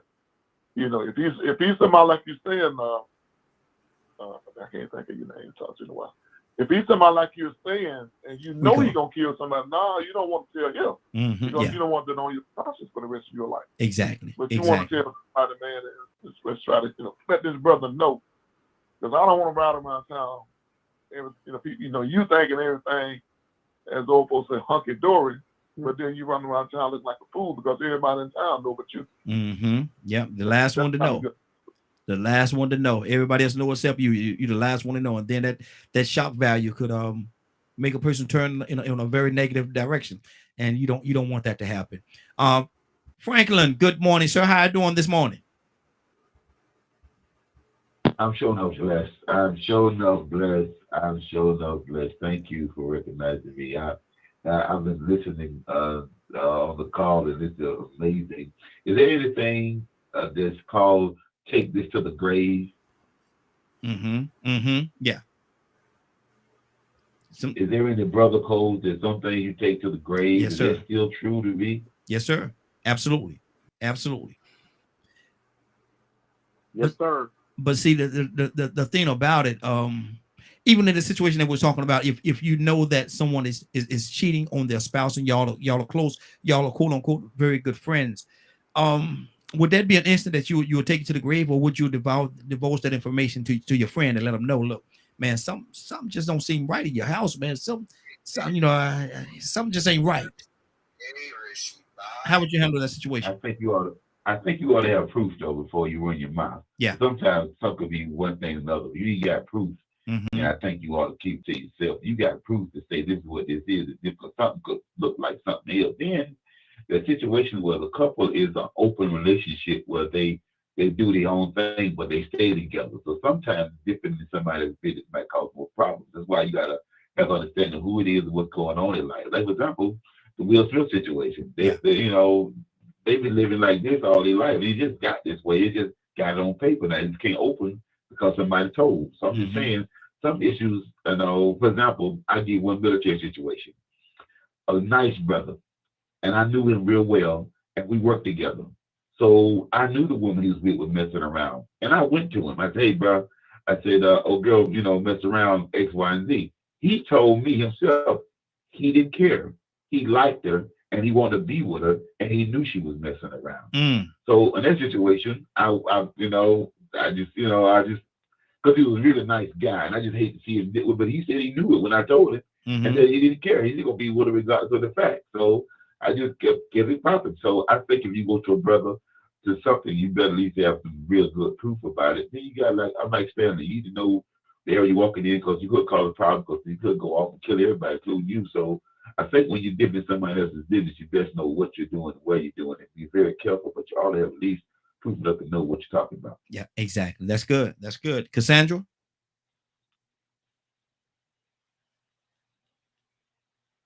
Cassandra, you there? Okay. Cassandra may have stepped away for a second. Well, yeah, Raheem. See, now it's coming all out. You don't let people just make fools out of other people because they're selfish. I had a cousin whose husband was promiscuous, and they worked for the post office. Both was postal workers, and he was messing around with somebody at the job. They didn't tell her. She wound up, well, he must have had HIV, and she wound up getting it as well. And then a couple of years later, she died from AIDS. He still was living. Okay? So that's what I meant when I said my first cousin, you know, she was a good woman, you know, worked, took care of home, took care of children, and this how he appreciated her. That's why I said what I said. Who knows? You know what I'm saying? If we had told her earlier, at least she would have had that chance to choose. Just like that man said. The man said he loves his wife. He knows she's cheating. He's okay with it. But somebody gave him the opportunity to choose. And I think we all deserve the right to choose if we want to live in that kind of situation. If you are that kind of person and you realize that you can have a good woman and you can't be that faithful, committed person, be the man or be the woman to talk about that situation and get out of it if it's not the right one for you. Why would you want to hurt somebody and then once you get caught, then now you come up with a bunch of excuses? Come on, you really love. We're talking about true love, not selfishness. Love. You care about somebody's feelings. You care how it's going to take them to a place where they might not be able to get back. Stop wasting time. Because that's what we do. If you had told me earlier, I wouldn't have had to spend 5-10 years with a person that I know that didn't deserve me. Yeah. That's what I'm saying. Exactly. That's That's good. what I'm saying right here. That's good. That's good. That's good. Toussaint? You just have to know. You better know the consequences. I've had some things that, you know, brothers just said, there are some things that I'm going to take to the grave. Because you don't have to necessarily, it's not that it's, I just don't say nothing. I've had something that I know that would be detrimental to not a person, not only a person's home, their position, and the people that they're involved in. They're in a leadership position. And something has happened that I know that just, I think that what happened with the incident with me and him happened, I'm going to keep that to myself. I straightened it out between me and him, and I left it alone. And I have never, and it's been almost 30 years. Wow. That, you know, they had an approach towards me in a way that we talked about this morning. And that's not how I conduct myself. But that's you. Now, I'll let you know, but I'm not going to broadcast that because the truth, which is the truth, not lying, I'm just not going to say nothing. Yeah.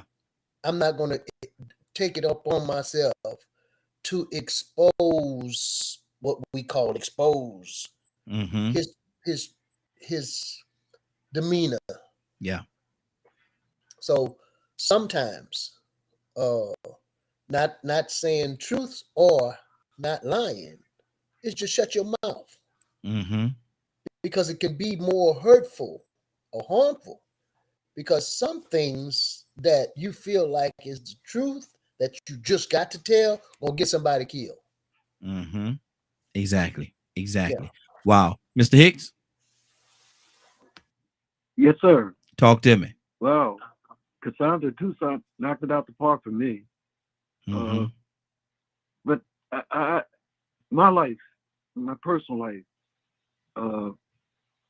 being 73 now with grandkids and great grandkids, I got privy to some information that was kept secret from me, and pretty much I got angry, went through a real emotional thing, real trauma, locked myself in for a few days.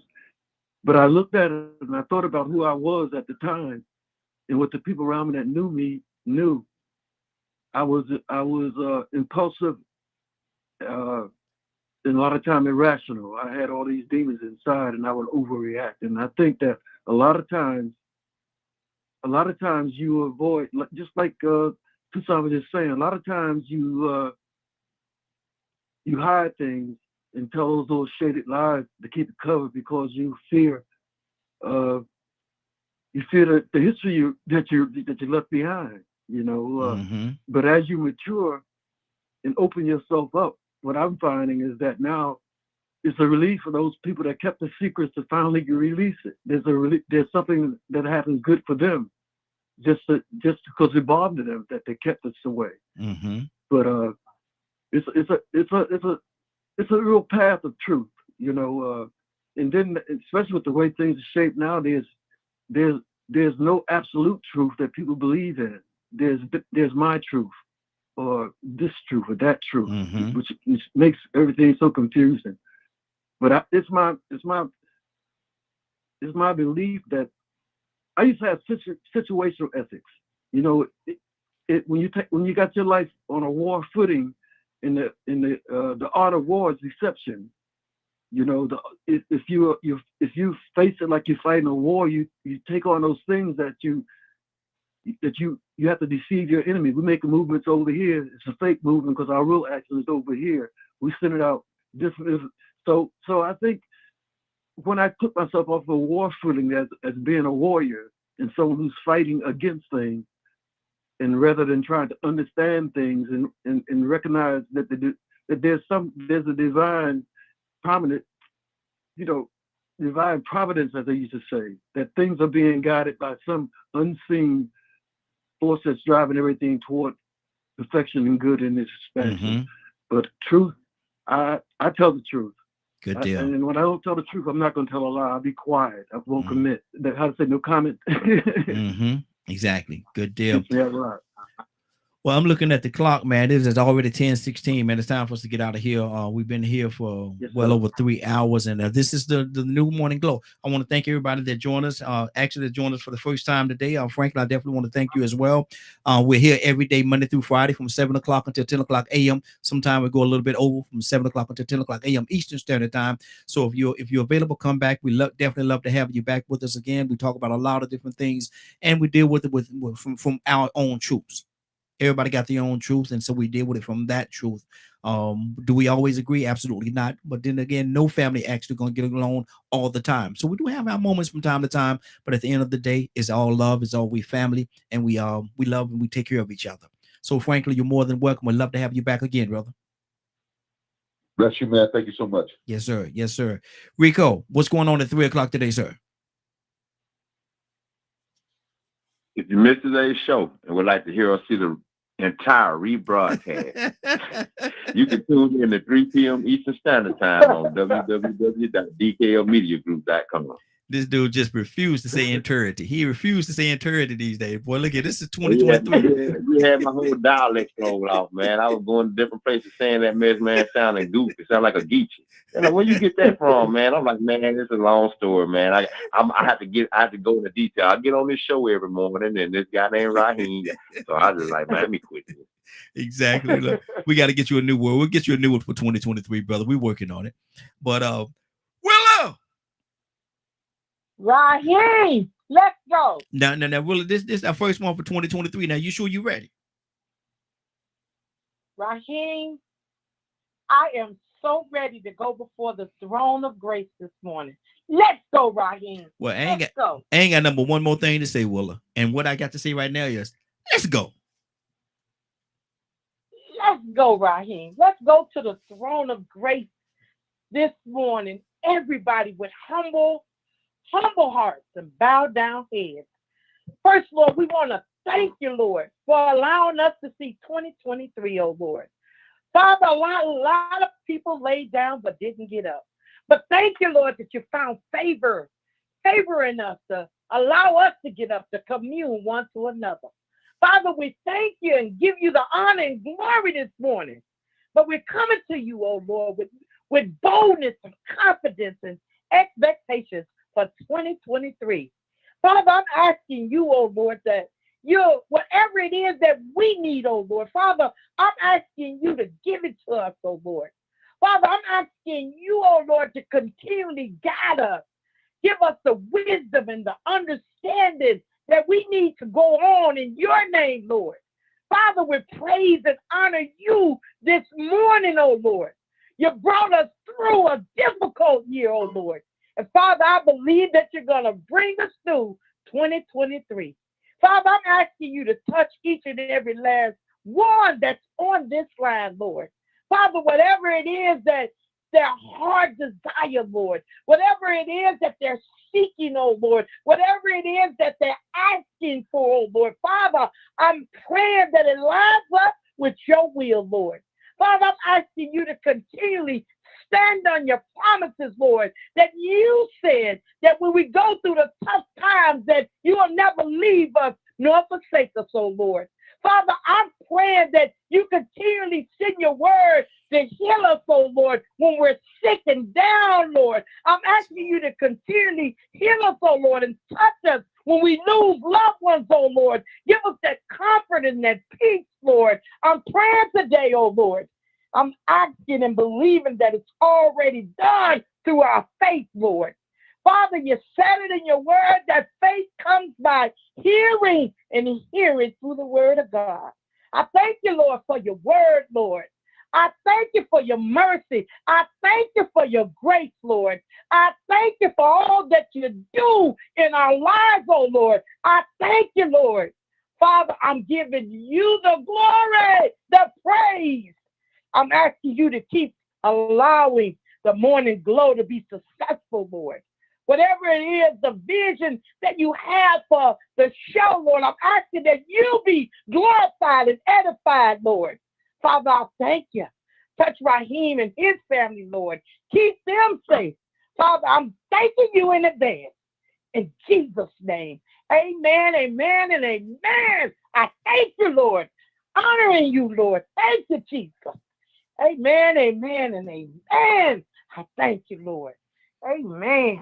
Praise the Lord. Amen. Yes. It's been a great broadcast. And like I said, we're here. This is the new Morning Glow. This is the new Morning Glow. We're here every day from 7 o'clock a.m. Eastern Standard Time until 10 o'clock a.m. Eastern Standard Time. So make sure you come back in and continue to share the broadcast, and please, if you get an opportunity, please share the broadcast. It is now 10:21. I want to thank everybody for joining us. And more than that, I want to thank you for allowing DKM Media Group and Associates and the Morning Glow for being a part of your morning. It is now 10:21. You're about to exit the Morning Glow. But before you go, I want you to do me two favors, if you will.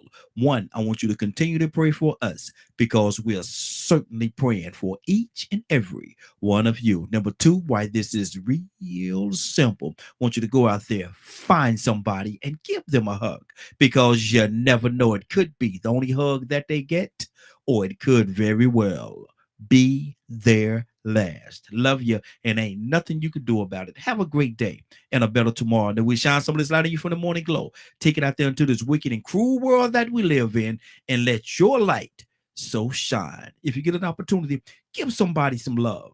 You just might find some love in return. Won't that be a beautiful thing? Have a great day. Take care of each other, and please, please, please be blessed. Talk to you tomorrow. God said the same. Have a great day. Happy New Year. And take an opportunity. Show somebody some love and truth. Have a great day.